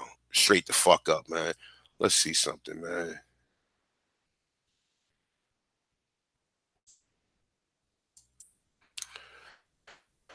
No, I ain't gonna click on that. My bad. I'm gonna have to click on this one. Like always, okay. This is the Aborigine. This is my logo right here for my other Aborigine. You see him smoking. You see he had a fucking turban on with a fucking head pin, man. You understand? And I don't mean to curse, man, but it's like, come on, man. This shit is redundant. If you study, you understand. What's understand don't need to be explained. But you gotta explain it to people because they don't understand it. They don't understand. They don't clearly understand. They don't clearly understand when you see these images right here. These are not Africans. It's simple and plain. They're not Africans, man. They're not. See this? See this? See this? See the people? See the people? See this? Let's get back to the main program. All right, let's keep it moving, man. 52, man. 52. Say many black Indians who fought in American Civil War, say either on the Confederate side or the Union side, was not acknowledged as being indigenous or native. They were acknowledged as being Negro. All right. 53. It say most of the Navajo code talker say who were used to assist the United States government in World War II were blue black Indians. The photo and film footage of the black Navajo who participated in the war were carved out of the history. Okay, now, and the funny thing is, we know that all of the United States, like a lot of the United States weapons, a lot of their fucking what's names are all, and then they even use this shit for all these schools. You see feathers on shit. Like if you look, you see, they use them as their mascots. So they use us as the mascots. They use the names of your ancient father as war weapons and all this shit, man. You understand what I'm saying? 54. The term Negro in color was not applied to black Indians. No, I'm sorry. The term Negro and colored was not applied to black Indians to psychological or spiritually remove them from their homeland. These colony titles were also applied to black Indians who were incorporated into the slave market. Black Indians did not raid on each other before and after the European arrival. Okay, now I kind of contradicted himself because he said we've been fighting all the time, but we're gonna let that pass. 56. Black Indians own other black Indians as slaves, which we already noticed. These slaves were classified as Negroes. We already know that. You understand what I'm saying? Overstand that. Black Indians owned other black Indians as Slavs or as POWs. These Slavs were also classified as Negroes. Okay? All right. So now look. 57. European writers took advantage of number 56. It's a fact above to say that Indians own slaves, like Sinetta and them say now, oh, didn't the Cherokee own slaves? They was other black people. You idiots. It say to say that Indians own slaves. Fake European images of so-called Indians were promoted showing the so-called Indians owning slaves. Art paintings were displayed showing distorted images of natives in the Western Hemisphere owning dark-skinned people as slaves. It say who in most cases were also native. The fake images of indigenous people in the Western Hemisphere which usually display them as having pale skin, showing them owning slaves whose skin is also depicted as being dark. Pale skinned Europeans helped to create the consciousness which subliminally says that the slave of the Negroes are synonymous. When most people hear or read about a slave, synonymously, the image of dark skinned people appear in their minds by showing fake pale skinned natives is owning them. Look. Let's go back over this because this is what, like, a lot of the stuff he's saying in here will basically liberate you and answer these. He got a lot of answers to questions in which people don't understand. All right, it say when most people hear or read about slaves, say simultaneously the image of dark skinned person appears in their mind. Okay, it say, but showing fake pale skinned natives owning dark skinned people help to create the illustration that so-called Indians and Negroes are two separate races with the essence they are the same freaking people. Number 58. Okay. The United States government and the U.S. government sponsors natives to preach the doctrine that says the so-called black people became Indians or native people as a result of acquiring citizenship with different indigenous nations. It's a here on the Western soil. Now that is one of the biggest thing that people don't understand. That, like, number 58 and number 58, number 50, 56, 57, 58 is one of the most things that people have problems with understanding. You understand what I'm saying? So, all right. So, One more time, read this one more time. So 58. It said the U.S. government sponsored natives as no, are preaching a doctrine that says the so-called black people became Indians or native people as a result of acquiring citizenship with different indigenous nations here on the Western soil. It say as to say that no dark-skinned people lived in the Western Hemisphere until the transatlantic slave trade. It say the tactic is exercised in an attempt to discredit indigenous black Indians from claiming their true homeland and subliminally support the ridiculous notion that every dark-skinned person that interpret as black is from Africa. 59. Queen Latifah, the rapper and actress, is a black Indian. Most definitely. 60. Most black Indians today refuse to accept their they're indigenous because they have fallen victim to the spells of fake imagery and their hair isn't straight or curly and they don't have high cheekbones neither. It say their eyes are slanted. It say or their skin light of a reddish hue. It say they just simply decide that they're black from Africa. Okay. Number 61. Most black Indians of the Western Hemisphere who are falsely labeled as African or Black Americans fought for their civil rights during the 1940s through 1960s. They was not known as Black Indians or being indigenous. Some knew, others didn't. They say they were under the cloak titled Negro. It's a Negro Civil War right movement, aka Black Indian Civil Right Movement. Now, when you go back and you read what Lyndon B. Johnson said, shout out to Sister Phoenix Moon. She said that he's saying that them Indians is wilding down there.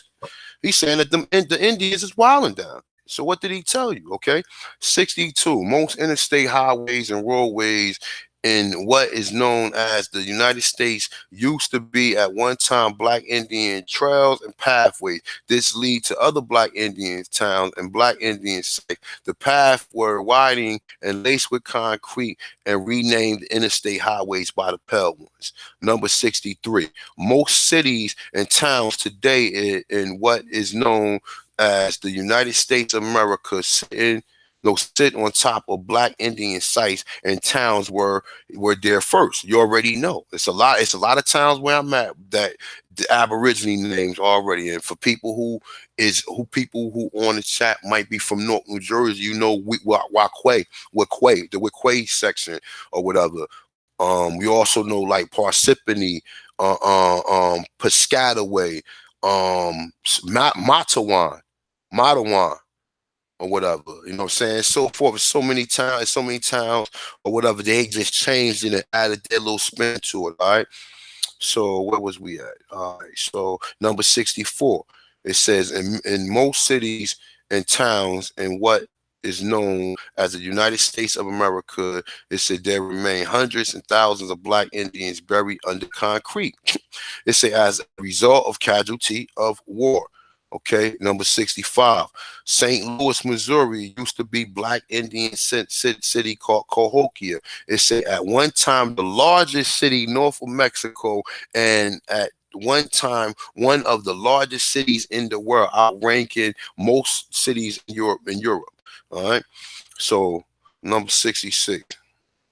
Black Indians did not only use paths or trails as the means for transportation, they say on the surface, but also used the underground caves tunnel systems. Where you heard that at before? Ain't no African gonna come here and know about no underground tunnel systems. You understand what I'm saying? 67. Black Indians revealed, taught, and navigated Europeans through the underground cave tunnel system. How you think they knew how to build them tunnels in New York? Hmm? How you think they knew how to build the tunnels in New York? 68. Games such as basketball, soccer, lacrosse originated. Lacrosse ain't nothing but a spin on cricket. Originated from Black Indians in the Western Hemisphere. Okay. Number 69. It say, all right, number 69. Let me tell you something, man. Let me see something. Let me see how many people we got in here. All right. I mean, you hearing this shit first, man. I mean, I know people that read over this, man, but you know, a lot of this information we starting to get is kind of redundant. That's why, like, you know, I had to step away for a minute, even though I had some technical difficulties with some of my with some of my equipment, but still in all, I'd step away from it somewhere because you gotta take back. Sometimes you gotta take time or whatever. It can't keep making a video every day and without giving you new information on stuff. You know what I'm saying? So it's always good to bring new stuff to light because, you know, like I said, at the end of the day, you're still trying to get a grasp and still trying to understand it. You know what I'm saying? And there's key aspects in this whole lesson for you to know. All right. So it's a number 69. Black Indians play dice just as they continue to do in most inner city corners. Look, man, yo, come on, man. Yo, I'm like, yo, real talk, man. You know what I'm saying? Like honestly, bro, this it's like this is like some type of Twilight Zone serious or something, man. So the brothers already was gambling. The number systems and all this shit is what they got from you. So let's just sit there and think about that. So you know how much money the bookies make in fucking Las Vegas as a result of gambling, and they knew nothing about gambling. But when you was doing the number systems back in the 20s, they wanted to lock you up for it. And they took these devils, man, they'll take everything, they'll tell you can't do something and then make it legal and let everybody else do it. They tell you can't do it because they can't get nothing from they can't derive nothing from it. That's how you know these motherfuckers is devils, man. Yeah, I'm saying it. 69. Black Indians play dice games just as they continue to do in most inner city corners in what is known as the United States of America. Number 70. The boxer Muhammad Ali, aka Cassius Clay, is a black Indian. I agree. 71. Black Indians did not always kill each other in war. Say war used to be carried out by playing games. What did they do? If you look at the Mayans, they show you the balls that they was throwing through the hoops and all that. All that shit is ours, man. This European ain't create none of this shit. All this shit is ours. From dice to the fucking car to the motherfucking ranch to the air conditioner to the import export truck. All this shit we created, man. And we don't benefit from nothing. All we sit up here and talk, oh, we African. And you got all this shit that they created that go around the fucking world now. And you don't have no pride or you don't take no pride in being what your grandmother told you was. But you got these idiots such as, like I said, such as these niggas, the Amon Ra Squad and Garfield, who was fucking paid. I'm starting to think that these niggas is agents because I'm starting to think that all these Masonic motherfuckers, they play with these word games, just like Kansu was doing yesterday, playing with word game. Listen, the topic ain't trying to teach nobody what the word common sense is. That's how you know that's a deliberate this way to distract somebody by keep challenging words when that's not even fuck the words. What words we going to use to communicate with each other? We're going to grunt like fucking cavemen. So I'm just going to say, and then you're going to ask me, well, what do that mean? And then how the fuck we going to understand each other if we can't use the language that we provided with? And then when we do use the language, oh, that word don't count. So, okay, we trying to take it back to the earliest words and show you what the words came from and what they stem from. But these jokers will keep you on A for 3 or 4 hours. And you can never get to Z because that's what they pay. That's why I don't even sit there. This is what I do, man. This is what I like to do right here, man. All right, so let's get with this. Let's continue. 72. During the 16th and 19th century, black Indians migrated from their ancestry land to what is known as North America to much more older ancestry land into Mexico, Central and South America regions. Say this exodus was a result both pale skin and dark skin European invaders. All right. 73.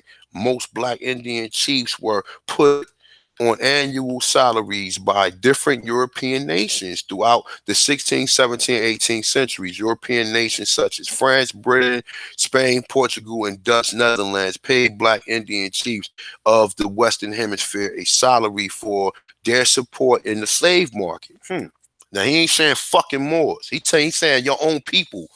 And this is why I gotta get away from some of you niggas, because some of you people just like y'all, it's redundant. Like I said, it's redundant. You don't understand. If you don't understand this shit, go back and watch Love and Hip Hop. You understand? Go back and watch. You shouldn't even be a scholar. Don't even be a scholar if you can't understand that Aborigines, to us, the Aborigine next to you might be your worst enemy. It's like the brother, what's the brother name? King Samir said that his wife was a fucking agent. So just like the next brother that's next to you, that's always trying to bend or sway you ain't gonna sway the Tonsilist one. The Tonsilist one is built for this shit. And the Tonsilist one is, in another couple years with this shit, I'm gonna be a master teacher at this. And I'm gonna toot my own horn, because to be a master, you have to study. You have to study. You just can't sit here and just watch videos and then don't do no research on your own. Some of these videos gotta be the inspire you to further your research. Not just sit there and say, oh well, yeah, this is what such say. What are you saying? What did you derive out of it? That's what this whole shit is about. All right. So it says Netherlands, I say for their support in the slave market. All right, let me read that again. Number 73. Many black Indian chiefs were put on annual salaries by different European nations throughout the 16, 17, 18, and fucking 19 and 2000. Fuck it, because Al Sharpton, he's a black Indian. He's put on salaries to deceive you. European nations such as France, British, Spain, Portugal, Dutch, Netherlands paid black Indian chiefs of the Western Hemisphere a salary to support in the fucking slave market. Okay, European currency, rum, thunder sticks, guns, and you want to be head nigga in charge. You got guns, I got arrows. Okay, I got guns. You got guns. I got arrows. Okay, it say and free trips to Europe, and basically the art of the war that we use. You know, we use the self art. They know all this. That's the reason why they was able to help them to deceive us. The Europeans would never came over here and been able to do what they did if it wasn't for some of you dirty Aborigines or whatever, aka what they call you, Moors or dirty Moors. I mean, look, I'm not joking. Look, am I joking? Am I joking about this shit? Did they call you Moors? Did they call you Moor? This is American Aborigine, man. Okay? Did they call you a Moor? Did they? The Rokende Moor. See this? And look, he got an apron on. That's odd. But he has an apron on. Okay?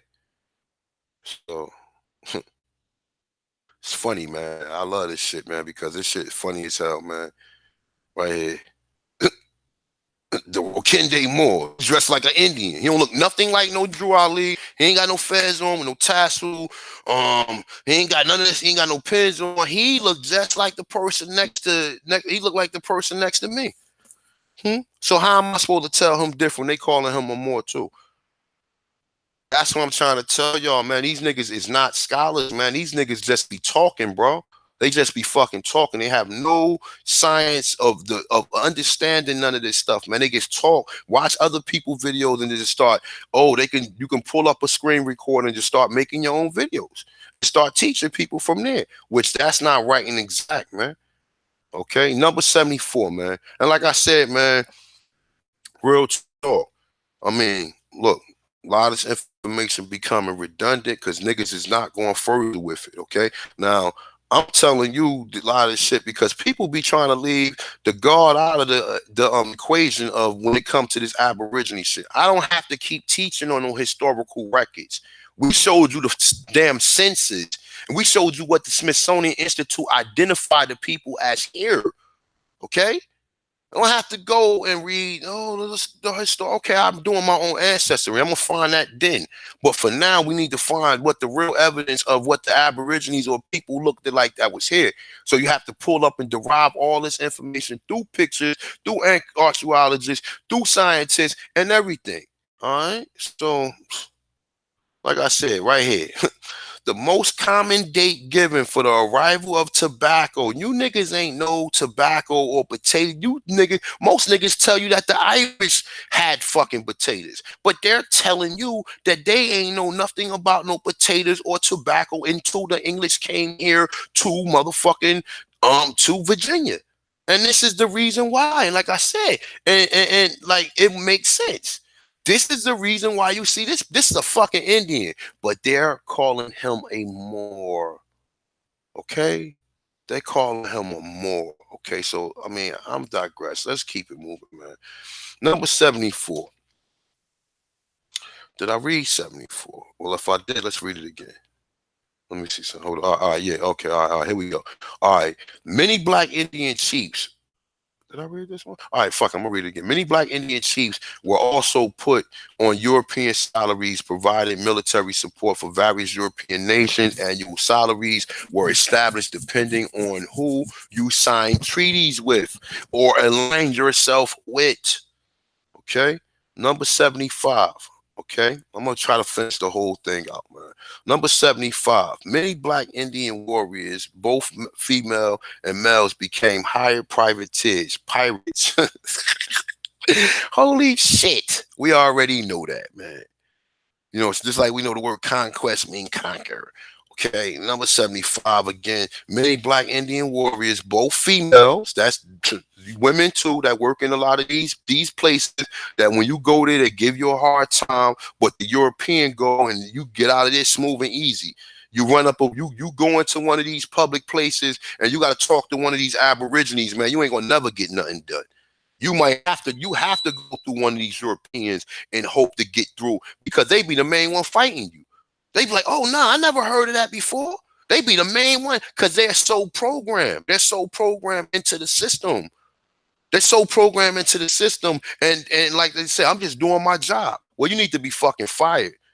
You know what I'm saying? You need to be fired, really. And motherfucker need to paintball your ass, because you're incorrect with some of the practices of how you look. And then you see your people, you don't even say, like, when I go places, I see other Spanish people. When they say, they be, oh, speak that language, or hola, and say whatever they want to say in their language or whatever. They be happy to see another person who look like them.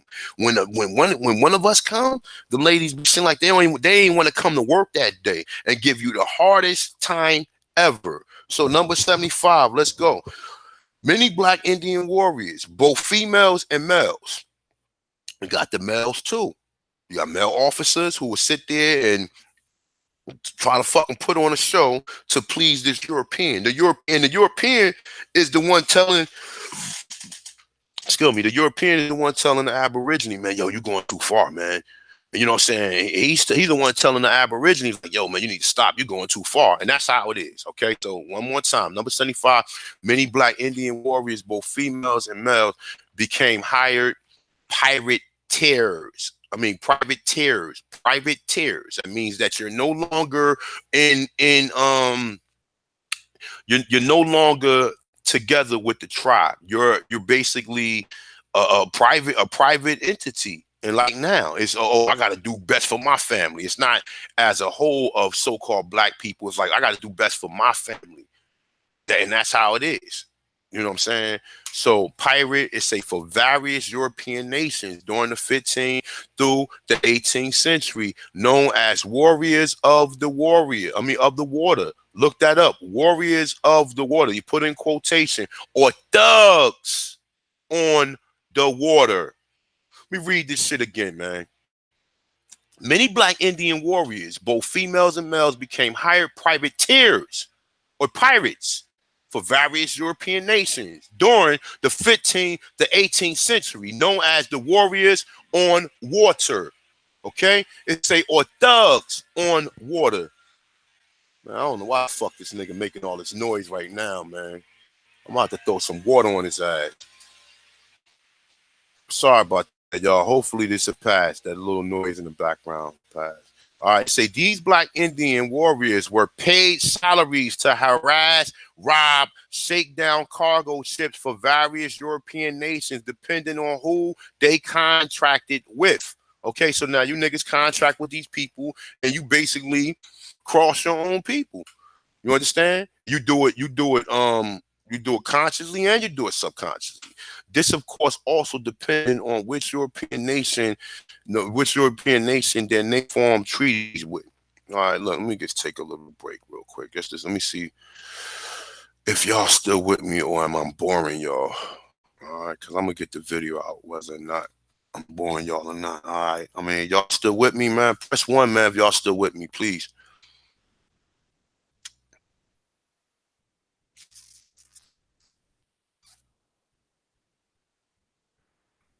talking to y'all in the chat room. Can y'all hear me? Y'all still with me? Shit, I hope I ain't do all that reading and I'm no longer connected.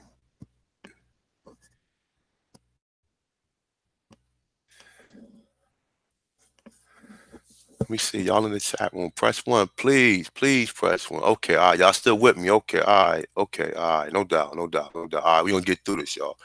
We're gonna get through this, all right. Let's keep it moving. All right, so yo, man, a lot of this stuff right here, like I said, it is just like really just filling in a lot of the blanks to the stuff that we didn't understand, man. And like I said, I read through this already, so I kind of understand this, and I, you know what I'm saying, I understand this to this very day. You know what I'm saying? So, all right, 76. Some black warrior Indians did not honor their nation allowance with the European powers. They're saying left their own nation to become freelance privateers. They decided to work on contracts for whoever. Some of these privateers for themselves, but some of the privateers for themselves. Some of the privateers for themselves. Obama. Some of them privateers for themselves. You know, like my man said, the only thing Obama did that was good for us was he stopped the funds for the Cherokee and he allowed the free men to get in it. But they never went back and corrected the free men. But one day that shit gonna be corrected because they're gonna see these videos and there's gonna be enough information out there to say, well, hold up. The free men is the real Indians. And them people on the reservations are all a bunch of people who assimilated and fucking said, fuck, I'm gonna go on the reservation. We didn't want to go on the reservation. All right. 77. Many black Indians went to Europe to receive pale skin educations. This is why you see the young brother with the haircut, and he's like in the congressional office or whatever. And you see the other Indians, they done gave their children to be apprentices, or they sent them over there to be with these people. All right. So number 77, once again, many black Indians went to Europe to receive pale skin education. 78, many black Indians not only attended pale skin colleges, it said universities, but also enrolled into pale skin military schools where they learned the pale skin warfare and taught pale skin their own method of warfare. Tomahawk. You know what I'm saying? Like it goes on and on and on. 79. Let me see. 79. Many black Indians who became thoroughly indoctrinated, it's saying into the pale skin education, the pale skin religion came back to their homelands and helped pale skin colonize their own people. You fucking sellouts. Okay? He's saying black Indians, not Moors. He touched on the people who they consider to be Moors, and that's anybody who was brown skin or dark skin. Now, he's saying many black Indians who became thoroughly indoctrinated into the pale skin education. What did I just tell you? These people stand on their education. Like I said, look, man, I'm working on a third college degree, but I don't stand on that. I only use that education against motherfuckers like Garfield and them. I say something like y'all niggas ain't never been to school because you using references of scholars and you never been through a scholastic university. Now, I'm not trying to take away from anybody who's self-taught like John Henry Clark, who done read over 3,500 books, or a lot of these other brothers who really well study and well researched. At the same time, you've been well researched and assimilated by the people who wanted to assimilate you. Okay, so let's keep it moving. Number 80. Many black Indians who became, I think we read that one. Hold up. No. Hold up. This is a different one. Number 80. Many black Indians who became thoroughly indoctrinated into European lifestyle took on European names and European titles such as military officers, clergymen, interpreters, or just plain businessmen. 81.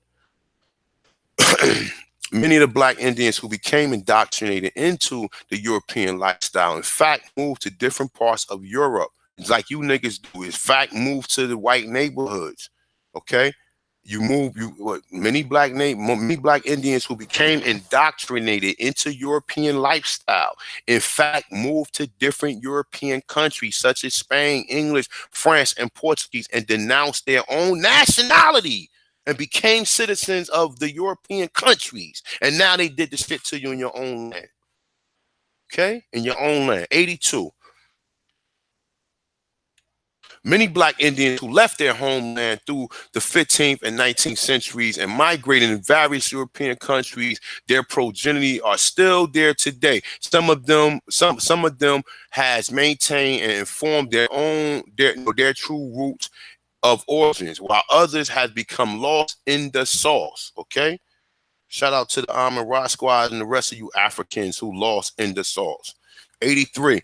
Depending upon which European nation black Indians had intercourse with, that's sometimes some homoerotic shit. Intercourse with, it say, or formed treaties with, also depended upon how their identity were evaluated, altered. Black Indian nations who had intercourse with the Spain eventually became known as colonized as Latinos and Hispanics. Black Indians who had intercourse with the French became known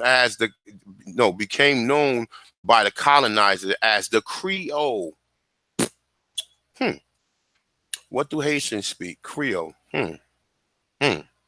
Black French and Haitian black Indians had intercourse with British. Had intercourse with British because became known as the colonized title Negro. I'm gonna read this shit again, y'all. And colored black Indians who became victims of the British subjugation are still going through colonization and title changes. For the moment, they are presently known as Black Americans and African Americans. What the fuck do the term Africa means? And that's what I'm saying. Like, this stuff is just common sense, man. The word African, a native or inhabitant of Africa, use of white residents in 1815, use of black residents in the United States from 1860, when especially meant one born from Africa and sometime contrasted to a native-born Negro. Okay, why is they putting this term only on us? Okay, why? Now they go and say an inhabitant of Africa, but they're not giving you a fucking date on all of these terms right here. Now look, let's go here. African American. They say they are isolated instances from the 18th and 19th centuries, but modern use of the invention first attested in 1969. The reference of African American Teachers Association with became the preferred term in circles for U.S. blacks. Now adjective. Now I say noun or adjective. This is what I'm trying to tell motherfuckers is not smart. Okay, because they tell you noun or adjective. How is both of the words being applied in the same way if you know the 8 parts of speech? Okay, it say by the late 1980s, see African plus American, man, it say, hold up, 1920 reports the Afro-American is now very commonly used in the Negro press. Afro-American is attested in 1853, a Freeman publication in Canada. Okay, it say Africo-American, 1817. It say as a noun, 1820 as an adjective. It say was commonly in abolitionist or colonization society writings. Okay, now remember, when they tell you that term, it was a test in the 1853, because that's when they would start sending people back over there. And like, remember, they sent people to Liberia. They sent people to Sierra Leone. But understand that this is also deceiving too in a way. All right, so let's keep it moving. I'm going to read this one more time. 83, depending on which European nation black Indians had intercourse with or formed treaties with, also depending on upon how their identity was evaluated. Now, keep that in mind. It also depends on how their identity was evaluated or altered. Black Indian nations who had intercourse with Spain eventually became known as Latinos and Hispanics. Black Indians who had intercourse with France later became known as the title Creole. Black French and Haitian. Black Indians who had intercourse with British became known as and colonized title as Negroes. Colored black Indians who became victims of British subjugation are still going through colonization title changes. For the moment, they are presently known as Black Americans and African Americans. I cannot make this shit up. 84, most black Indian nations honor the matriarchic society. That's why they always say black women God.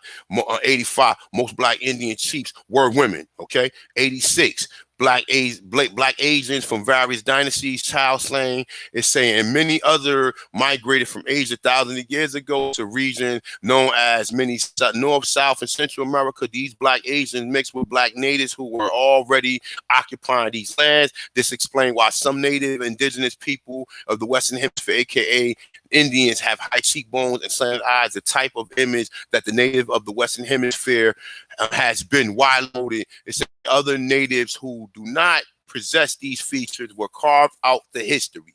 Okay, now how do we know that? I mean, how do we know that? Let me see. So wait till this load. All right, so this is what he talking about. You see these people? The people who we like to compare ourselves to. These are not your motherfucking people, yo. Okay, so I'm just telling y'all. I mean, people could be mad and upset with me all they want. These are not my people, bro. These are not my people. My people is the ones that the Smithsonian telling you. These are my people. These are the people I'm looking for. I'm damn sure not looking for them. I don't want to take no pictures with them. I'm looking for these people right here. Hold up. Oh yeah.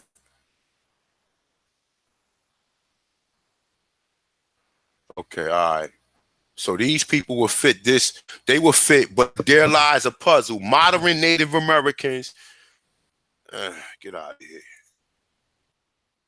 But there lies a puzzle. Modern Native American closely resemble people from China, Korea, and Japan, but the oldest Americans do not, says archaeologist, paleontologist James Chatter, just so you can know who he is. Say, it says, the smaller number of early American specimens discovered so far have smaller, shorter faces, longer and narrower skulls. Later, Native Americans mostly closely resemble the modern people of Africa, Australia, and South Pacific Islands. Do these people look anything like these? Do they look any? If you went to Africa, would you find any person over there that look like any of these people? Let's be for real. Let's be for real. If we go to Africa right now, are we going to find anyone who look like any of these people, man? Are we? Or are we going to find people who look similar to? Are we going to find people who look like this? Let me see.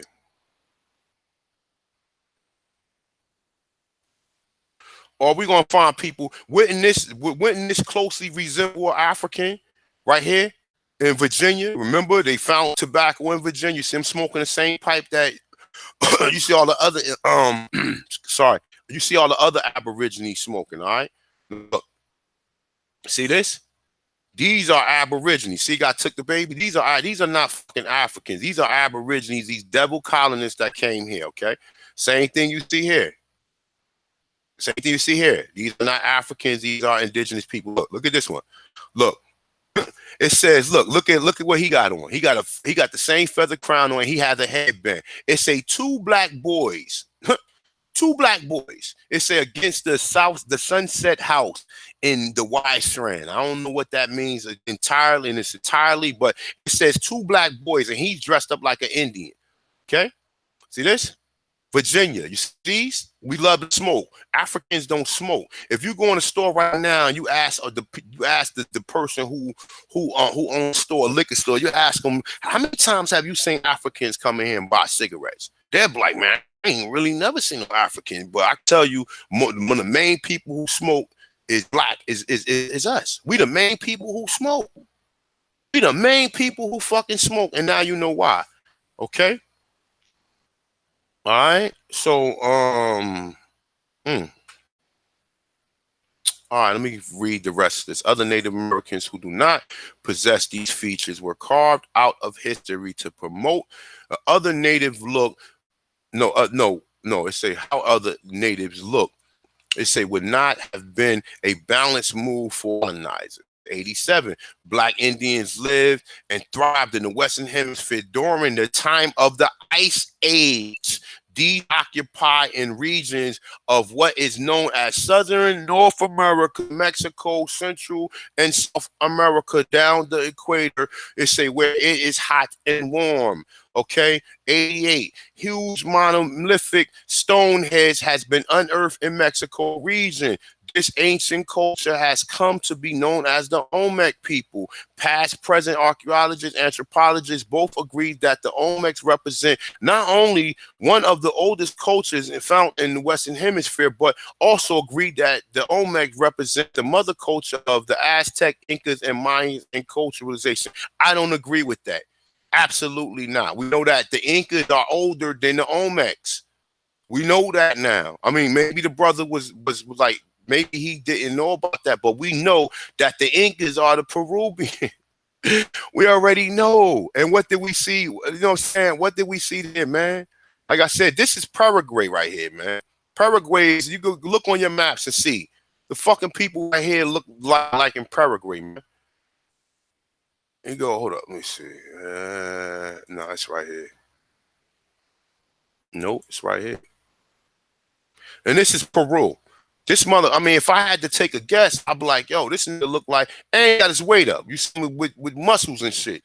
You know what I'm saying? If I had to take a guess and look at the person, I say, well, okay, he don't look like a mongoloid according to the drawing because they made sure they put significant amount of melanin on it so you basically can describe it as one of these black Indians in which the brother talking about.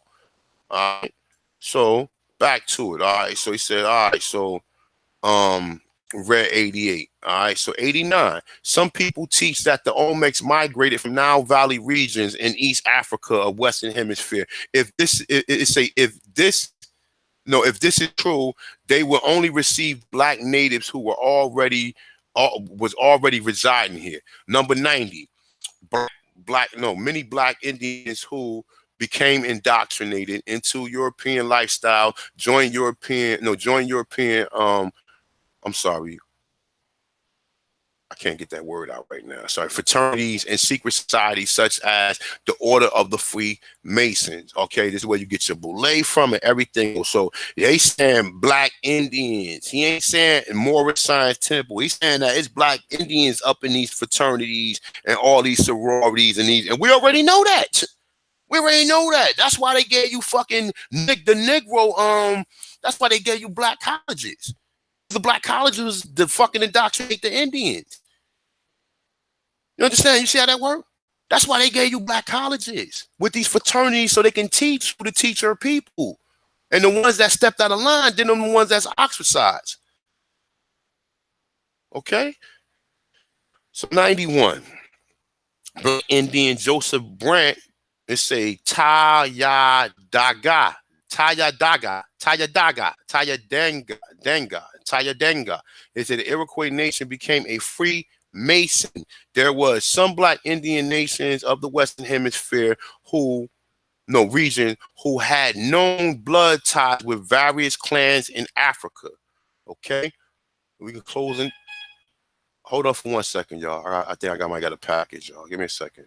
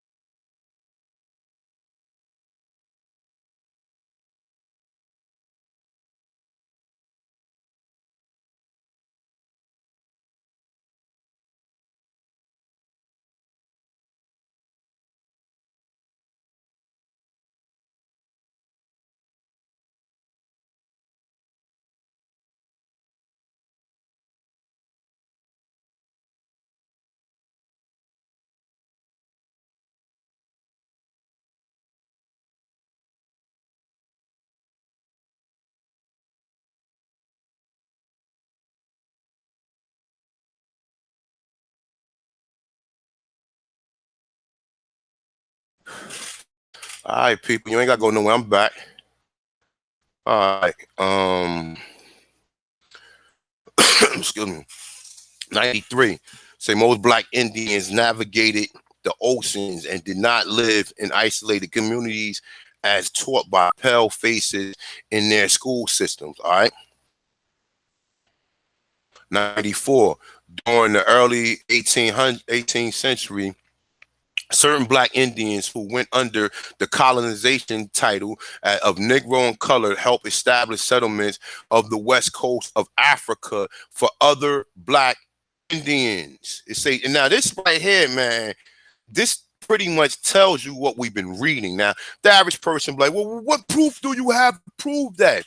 We can prove the people from Liberia. We can prove the people from Sierra Leone. We can prove that they said that people who's doing the research is telling you that they took 2.2 to 5 million people to West Africa and Europe, which me, myself, I believe the numbers was way higher than that. I believe that when you go here, just bear with me, y'all. Let's reload this. So when you go here and you see all the people who was taken, when you see this number, these numbers right here, embarked almost 12.5 million people who embarked and disembarked almost 10,702,655 people who got off the boat. Okay, and this is telling you now, remember, these people were playing the wishy-washy game. They was taking people from here to the Caribbean, bringing them back as Negro, and then also they were shipping them out to Europe and Africa. I don't need to put this in this video. I don't even need to show you that. All right. Let me see where I was at. All right, so it say many black Indians, it say who knew they were, no, I'm sorry, hold on, let me go back up. Let me read this again. During the 18th century, certain black Indians who went under the colonization title of Negro and colored helped to establish settlements of the west coast of Africa for other black Indians. These black Indians went under another title. They were also known as the Black Elite. And now look that up. Look up the Black Elite. In the late 18th century, other settlements were established in Liberia. Many black Indian, those who knew they were indigenous to the Western Hemisphere, those who didn't know, and those who didn't know, and those who thought they were from Africa, settled in West Africa under the disguise of Negroes colored, seeking a better life. It's a black Indian named Paul Cuff. It's a black Pequot helped many black Indians settle in the West Coast. Now remember, look that up. Look him up. Look him up. Look him up. Come up. And I think this is the brother that we touched on. He has the other name, but look up Paul Cup. It's a black Pequot helped many black Indians settle on the west coast of Africa. Now, why is they telling you that they were sending blacks to Africa, man? And that's the reason why they telling you all Africans don't look alike. That's the reason why when you see some of these when you see some Nigerians, all the Nigerians don't look alike. Why is that? Why do they got different tribes in Nigeria? Because a lot of them motherfuckers is from over here. And I'm saying it. I'm saying it because of my research leads me to that. If you haven't got that far in the research, then okay, keep watching, do your own research. You'll bring yourself to that conclusion eventually. But everywhere I'm reading, I'm understanding, I'm getting a clearer understanding that the majority, because they tell you that Sierra Leone was only colonized in 1866 and the land was not fucking fertile. The land ain't become fertile. So how is Africa got all these plants and and you always see people over there starving and shit, but you don't see that in the Americas. Because wherever you at in America, there's always going to be food growing somewhere. Whether it's arugula growing off the fucking sidewalk or it's berries growing in the backyard, it's always food around here somewhere. Even if they put buildings up and all this stuff, the food still comes out. Okay? So let's keep it moving. So Paul Cuff owned and operated many boats. Now look up Paul Cuff. Do the research on him. He had his own shipping company, and in that era became one of the richest black Indians in America at that time. Okay, I wonder did he somehow hook up with Garvey? Okay, 95. Many black Indians east of the Mississippi River wore turbans adorned with the feather. Now hold up, man. Hold up, man. Hold up, man. Hold the fuck up, man. Let me see something. Hold the fuck up, man. What did he just say? Let me see. Because that's another form of it right there. Let me see. What did he say? What did he say? What did he just say? I didn't say nothing. And he's not even saying that these are Moors. Let's read it again. 95. Many black Indians east of the Mississippi River wore turbans adorned with feathers. Man, come on, man. Listen, man, I'm done, man. Y'all niggas be laughing at the Duke of Tiz or whatever because he be having his turban on with the feathers. You niggas are fucking clowns, man. And say, okay, read it again. 95. Many black Indians east of the Mississippi River wore turbans adorned with feathers, besides their language having the item of the Hebrew tongue, and wearing turbans was a physical sign of the genetic link to the Hebrew Israelite. Now, I'm not saying that's 100, but I'm saying from my research, I believe that. Okay? I believe that. Okay, so, yo, man, like I said, man, that's why I'm the taunt in this one, all right? Because I'm going down these levels that these niggas is not, man. Everybody keeps showing you same pictures, same video. Ain't nobody bringing you nothing new. And I'm making suggestions to people to bring people new. You want to find out what your culture is. Somebody start studying the Iroquois. Somebody start studying the Algonquin. Okay, let's keep it moving. 96, certain black Indian nations acted as police for freshly established European colony. The black Indian police protected the European settlement from other black Indians who did not want the European settlement on their land. So, man, you can't make this shit up, bro. You can't make this shit up. And if this stuff is not filling in the blanks to the stuff that we already assume, then I don't know what to tell you guys, man. You know what I'm saying? If when I'm reading to you is not filling in the blanks and not helping you with the rest of the stuff that we didn't know, then I don't know what to tell you, man. Let's keep it moving. I'm gonna read this one more time. 96, certain black Indian nations acted as police for freshly established European colonies. These black Indian police protected European settlements from other black Indians who did not want European settlement on their lands. Come on, man. You can't make this shit up. Okay, 97.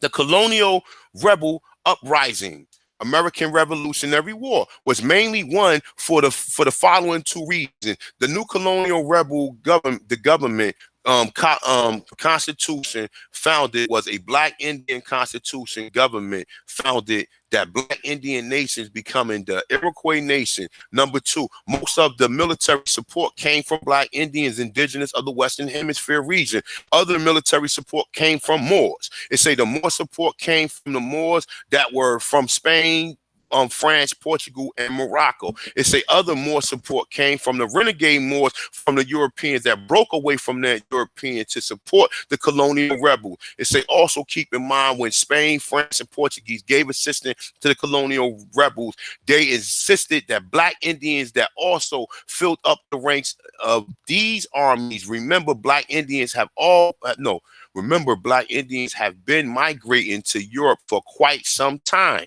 Before the American Revolutionary War, some of these black Indians knew where they were returning to. Okay, he said some of the black Indians knew where they was returning to, while those who were thoroughly colonized did not. Okay, and that's your own and the rest of these niggas, the niggas that's thoroughly colonized. Okay. 96. We about to be done with this, man. 96. During the Seminole War, the government recruited other black Indians to assist them in the wars against the Seminoles. 99. Black Indians who had lost the knowledge of themselves, tribal identity, were labeled as Negroes, colors, were also recruited in the United States Army ranks. It's to fight the Seminole War. Okay, you niggas were selling each other out.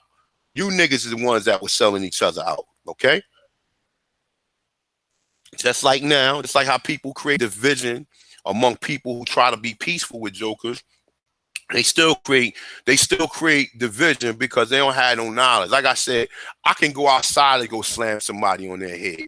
I ain't gotta come on YouTube and try to this is a teaching lesson. This ain't got nothing to do with trying to overpower my thoughts or my opinion with somebody. This shit is facts, man. It's facts. I ain't gotta.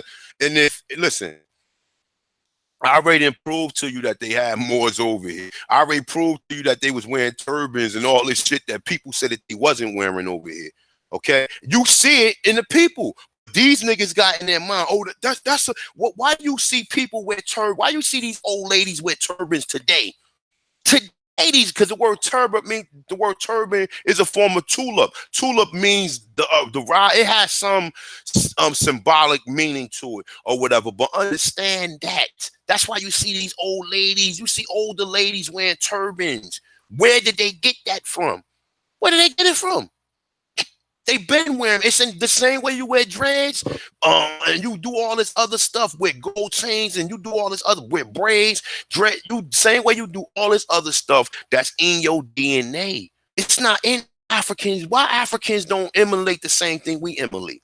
Why don't you see them emulated when they come over here? But if we go to Africa, you don't see people, Africans, with the same culture as us unless they seen us first. So how the fuck are we them? If our DNA, we don't do none of the shit that they do. We don't do none of the shit that they do. Now you want to sit there and tell, oh, the Gitche and the Gawler, they can no, They was already there.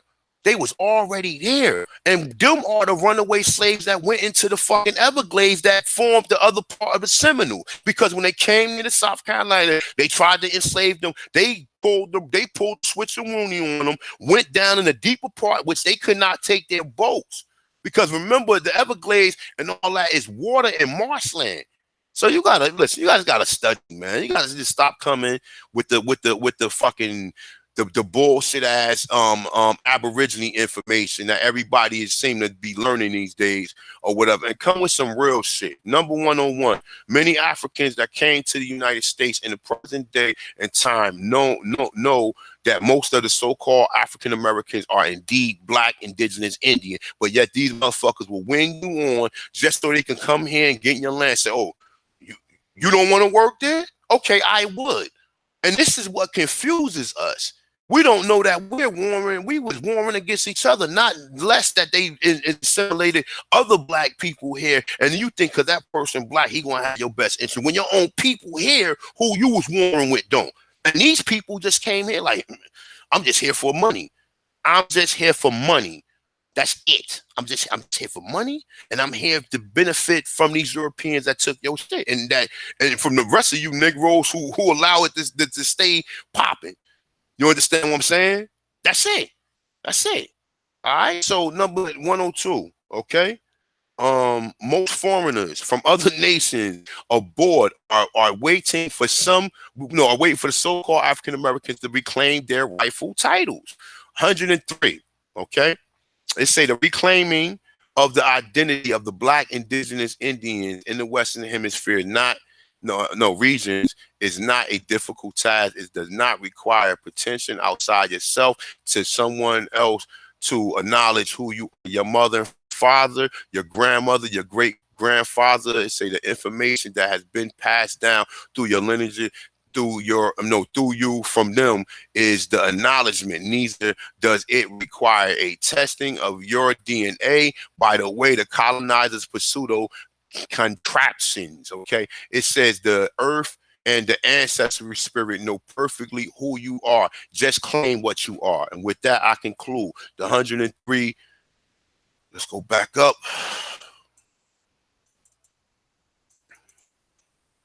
Let's go all the way back up, y'all. Ooh, that was a good one right there, right? Okay. There you go right there, man. It's definitely a beautiful read. That's why I wanted to revisit it. Hopefully you guys enjoyed it. Yeah, man. Hopefully you guys enjoyed it. You know what? Let me see something. I wanted to read a little bit of this.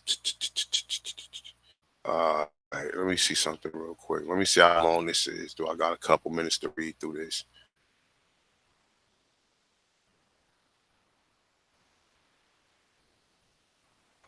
All right, let me see. I'm gonna start right here. All right, remember it's Hosea 4 verse 4 6 say, my people are destroyed for lack of knowledge, because thou hast rejected knowledge, I will also reject thee. It say that it say, because you rejected knowledge, I will also reject thee, that thou shalt be not priest to me. Seeing thou hast forgotten the laws of thy God, I will also forget thy children. Okay, now I'm not a religious person at all. You know what I'm saying? In fact, you know what I'm saying? Like I said, I read the Bible or whatever, and there's things that you can derive to where you can take information to become a better person. All right. So let me see something. Let me read a little bit of this real quick. Let me go ahead. I'm gonna read through some of this right here. All right. So shout out to Canyon, man. Definitely a good read. All right. So read through here. All right. So at times, a statement of phrases can cause the human mind to tap into the world. It's the or realities where a bigger picture or image of that time zone of reality is given, revealing more information about that reality. Someone else has been responsible for recording the history of my people for the past 500 years. Other than myself or my own people, the perception of our past is very limited. Our past has no, our past and how we perceive our past has been shown to us by a people who have so far not recorded our history correctly for the past 500 years. May these facts penetrate the psyche of my people and cause a mental simulation that ignites the spirit and breaks the spell of amnesia that currently plagues most of us.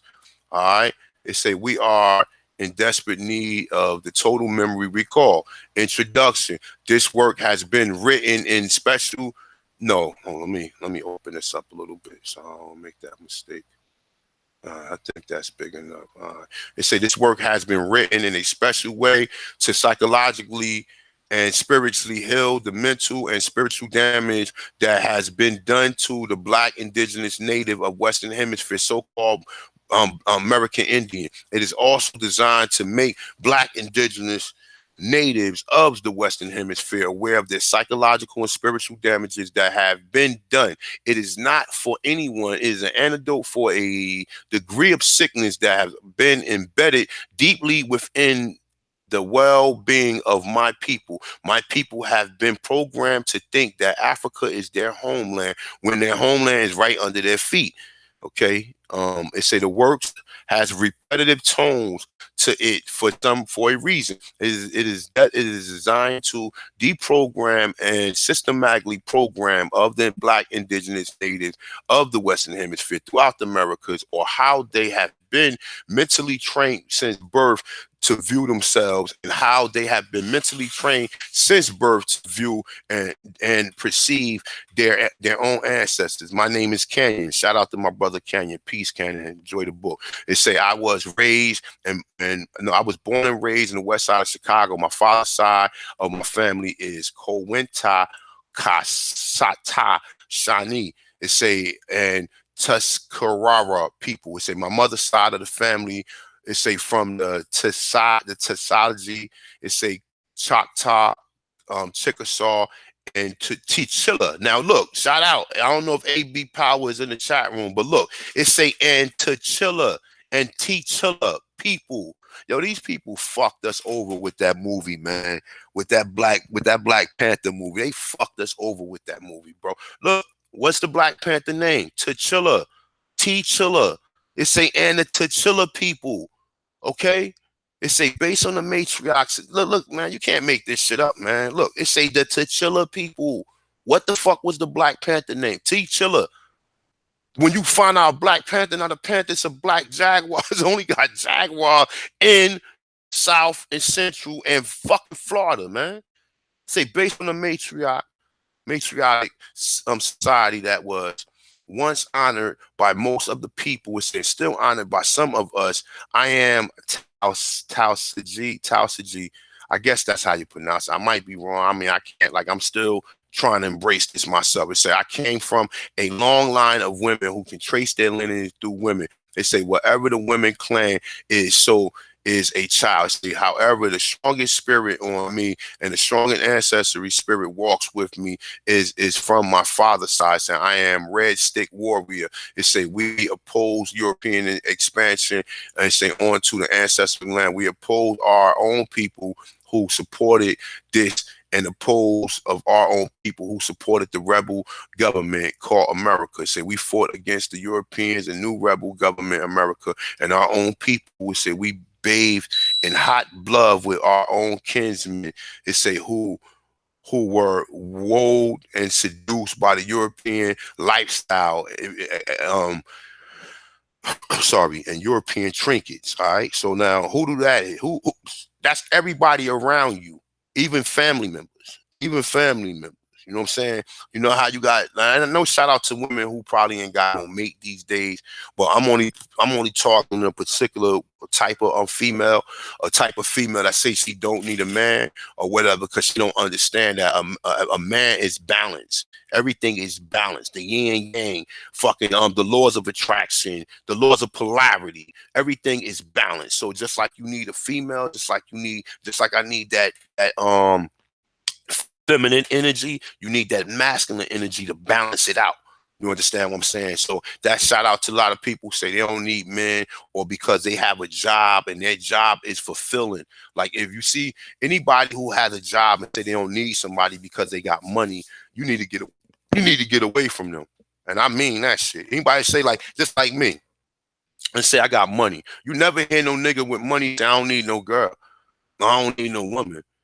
You know, because niggas always need women, and it is what it is. But you never, a joker with money, you will never hear him say, I don't need no woman," because you always gonna need a woman to help you out around the house or whatever they do. Even if they is giving you the positive insight to help you become a better individual, because that's what we supposed to do. We supposed to compensate each other. If I see you falling in certain areas, I supposed to build you up. That's what we build to destroy for, or we destroy to build back up. All right. So all right. So let's say lifestyle. Say many fought with the white man. Many were fought with our own people who became victims of the white man's spell throughout different battles. It say where there was 1,000 or more white people on the battlefield, there were triple the number of us ranked alongside of them, helping them with the European colonization campaign. All right. I'm gonna just read a little bit more of it. It says, as a child growing up during the 70s, at the age of 5, my grandparents took me back to where they were born and raised, which is Mentor City, Mooney, Mississippi, LaFleur County. It said they took me to various burial grounds and showed me where my ancestors were resting in my family. No known relatives still speak none of the native tongue. All right, it said no known relatives still speak our native tongue. Okay, and he wrote a book about this, and he's saying that none of his relatives speak the native tongue. It comes out during the spiritual possession now. Okay. What, when you start cursing and yelling at a person, you start talking Algonquin or whatever the indigenous language that was here, that shit comes out naturally when niggas rapping.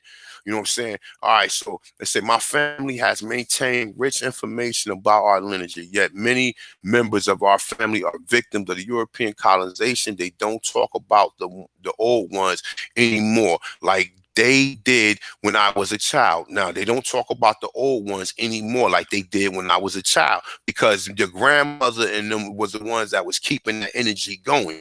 Now, these niggas out here, their mind is caught up on these clowns out here dancing and talk about slipping women Percocets and all this other fitness and lower self shit. You know what I'm saying? But yeah. It say that the names of our ancestor clans are not even spoken anymore.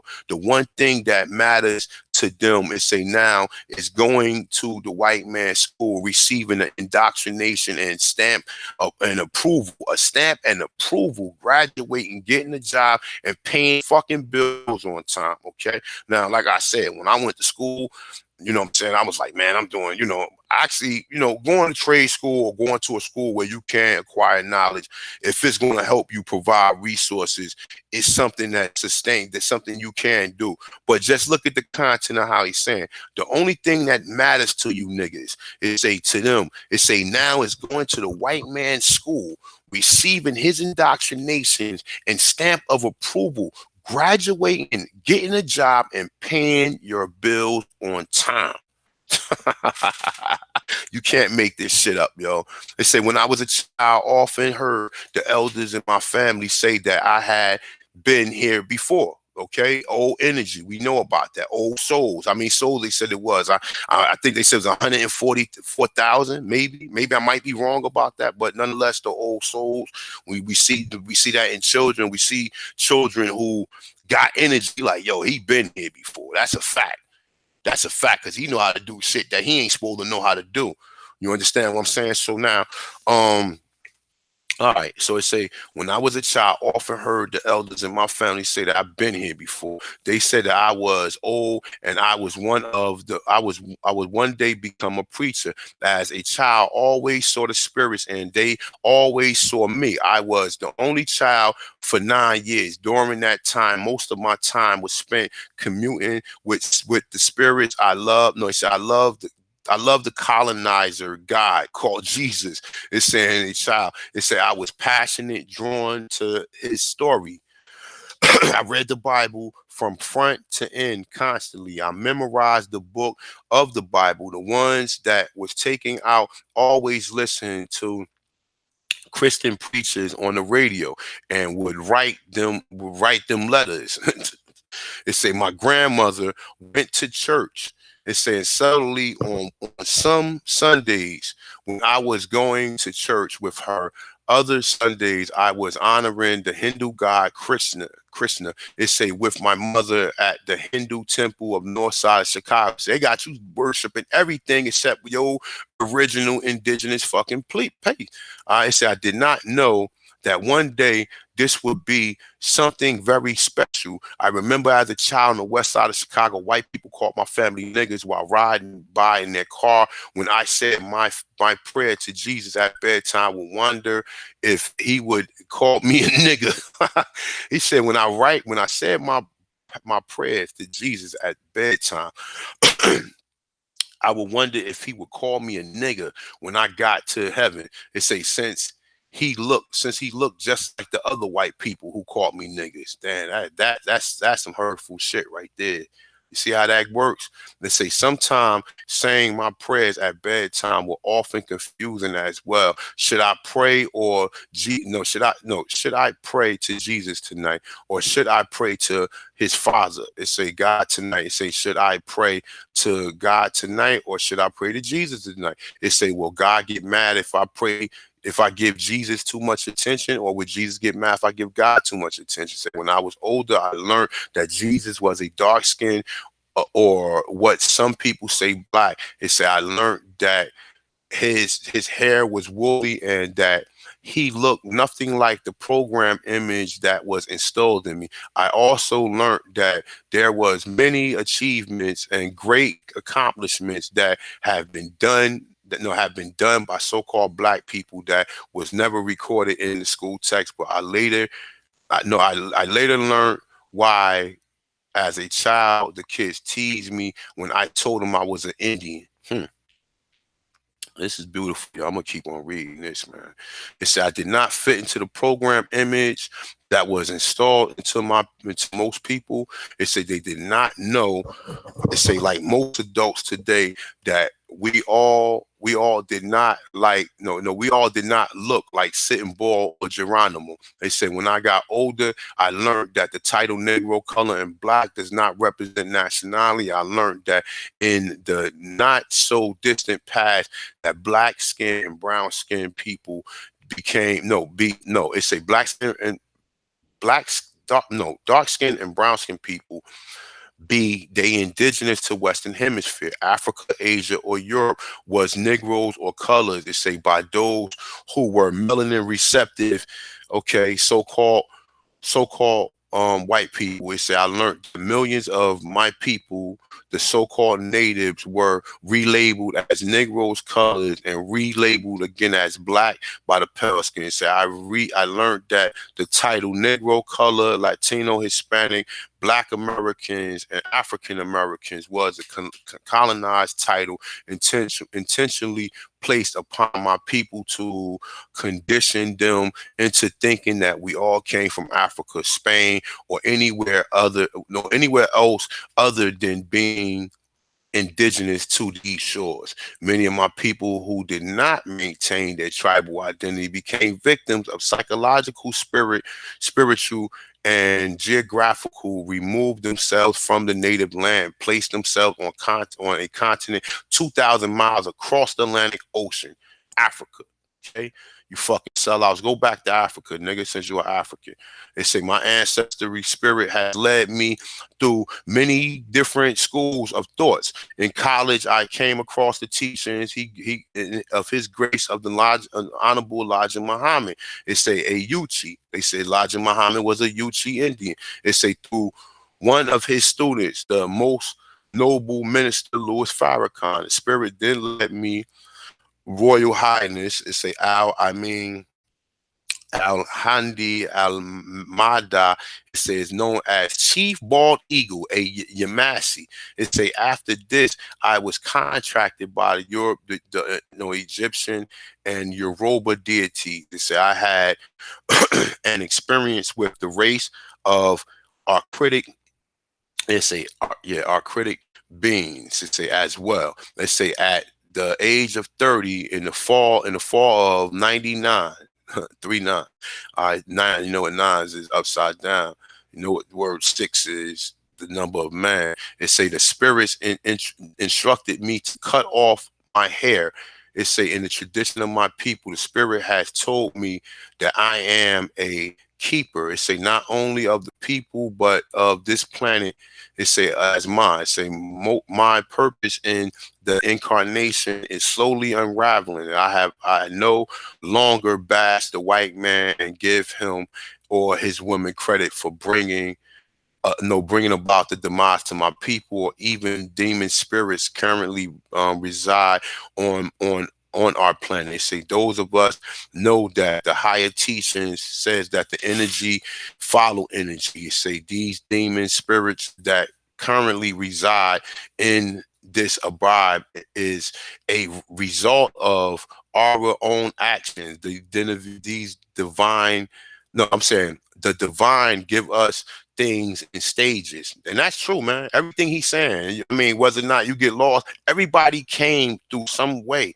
Whether you was a Christian, whether you was part of the Nation of Islam, whether you was somewhere, everybody who came through this information, some people didn't, because you got, you know what I'm saying, some of the brothers who young who just came through it. But for most of us, we came through a lot of different schools of thought, and it led you to this. All right. And you know what I'm saying? You can't knock nobody for going through what they've been through and getting to where they're going. This is what the fuck people say. You know what I'm saying? People, oh, your last name Bay, or your last name, oh, you was a Moore. Okay, everybody came through some type of fucking school of thought. But at the end of the day, if they call themselves an Attention, you ain't in no position to tell them that he's not. You ain't in no position to tell him motherfucker he's not. He can have the title Bay or L. And if he say I'm a Tanchan and I'm Blackfoot or I'm Chickasaw, nigga, it's over with. You can shut your mouth and agree to it, and you know what I'm saying, and look at it. Just like we said, there was Moors who crossed us. There was also Moors who sided with us. There was Aborigines who crossed you. There was also Aborigines who your brother, your own kinship that crossed you. Okay, so understand that. Don't let these niggas paint no different picture of a melanated person, a damn black devil. You understand? You got white devils, you got black devils. The black devils are the Aborigines who sold you out, along with the people who we title as the European Moors or whatever. Black devils. Remember that. Okay, let's keep it moving. It say the demon that it say according to my degree of consciousness. It say it's how we are served by the universe. My people in the Western Hemisphere was on the down swinging long before European came here to settle. It says this work addresses the certain degree of consciousness. Therefore, as mentioned, it is not for everyone.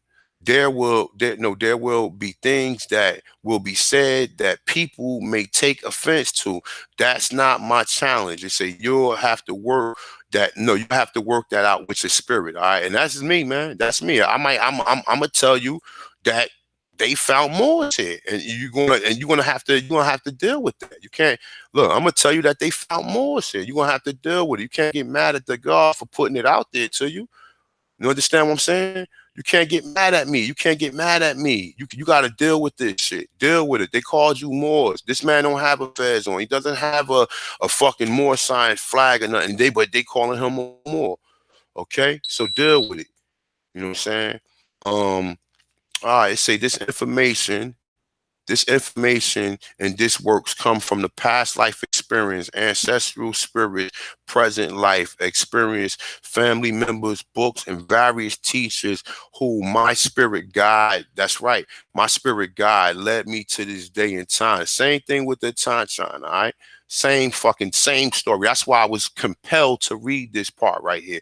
It's saying this word of my God, Sister Brown Fox. It says, I salute the ancestors who struggled and were sacrificed, maintaining the culture and traditions of our people. I salute the medicine women and medicine men that healed the people in times of sickness. I salute the women warrior and men warrior who protected the sacred villages. I salute the women chiefs and men chiefs who represented our sacred councils. I salute my ancestors who live in different psychological forms other than the human form. You know what I'm saying? Spiritual being having a human experience, past form. Let's say, may we all unite as one and drive the demon from our world forever. All right. And with that, you got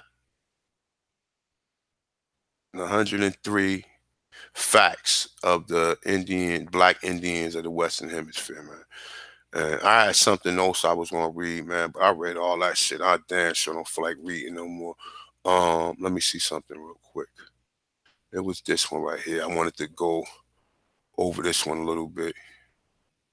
You know what I'm saying? This is the discovery of the Americas and the outgrow of the conquest of the Moors. All right. So if you just understood what I read, you could pretty much get a somewhat of an understanding of what exactly was going on with this book.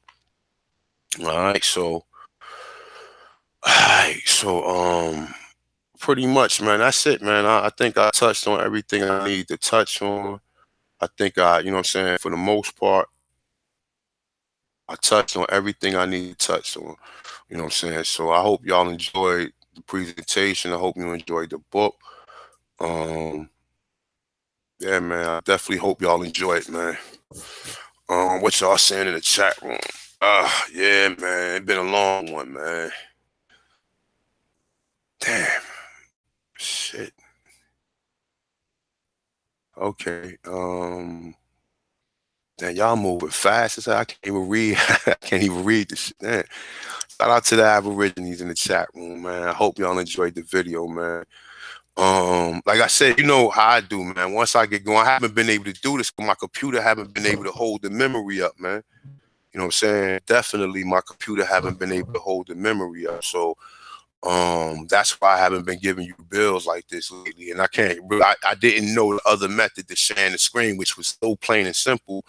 You know what I'm saying? Definitely, man. I hope y'all appreciate it, man. Like, I mean, this is what I try to bring. I ain't, you know what I'm saying? And like he said, even he said in the book, you know what I'm saying? And I'm not saying that all, just like you got black devils and you got white devils. You know what I'm saying? You gotta pull out wherever the spirit leads you. You know what I'm saying? So, you know what I'm saying? Definitely, man. Definitely continue to keep doing the research. My brother NY Supreme. Peace to my brother NY Supreme. I don't normally see him a lot, but peace to the brother. You know what I'm saying? Gave me that powerful lecture. I mean, a powerful article about the Smithsonian that I've been using ever since, and I was able to build on. So shout out to that brother. Shout out to all the Aborigines in the chat room. Like I said, man, My email, Wallace Carroll. My email is chief, CHIEF, Atanchan, AU. Matter of fact, here, I'm gonna put it in the chat room.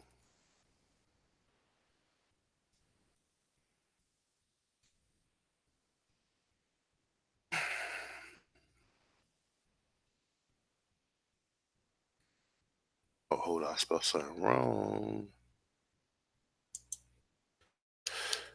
All right, there we go. I believe that's correct right there. All right, that's my email right there. I just put it in the chat, man. Um, yeah, man, that was a long one, right? Shit, peace to all the Aborigines. That was a long one though, but I had to get that book. Peace, Jaguar Omek.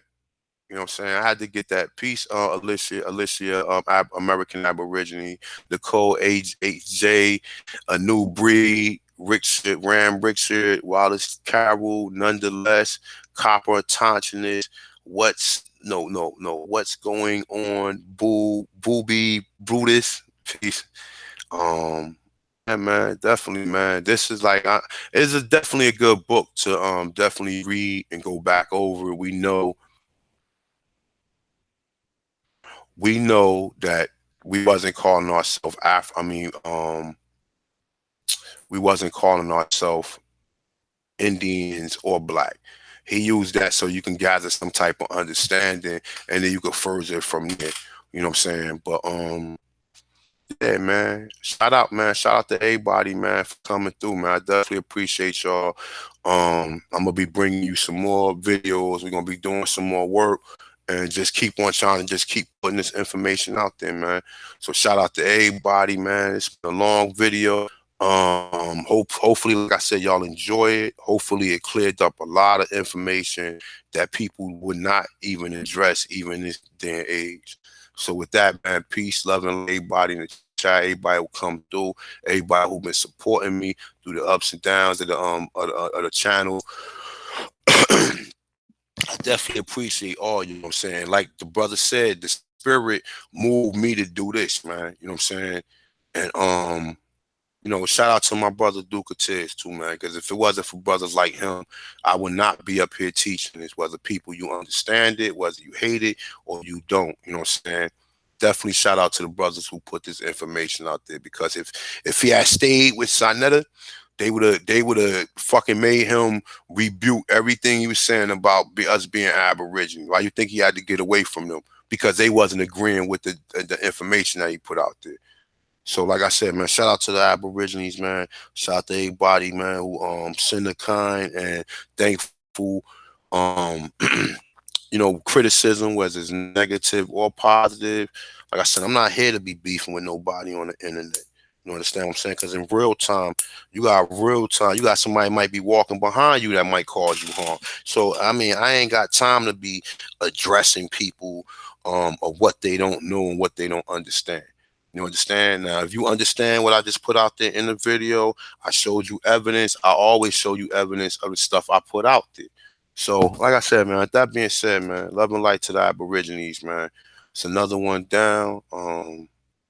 See y'all next week, man, with the Time Bill. But like I said, I will be bringing you guys some other information, as well as I will be doing this a lot from now on. All right. So shout out to the Aborigines, love and light to everybody.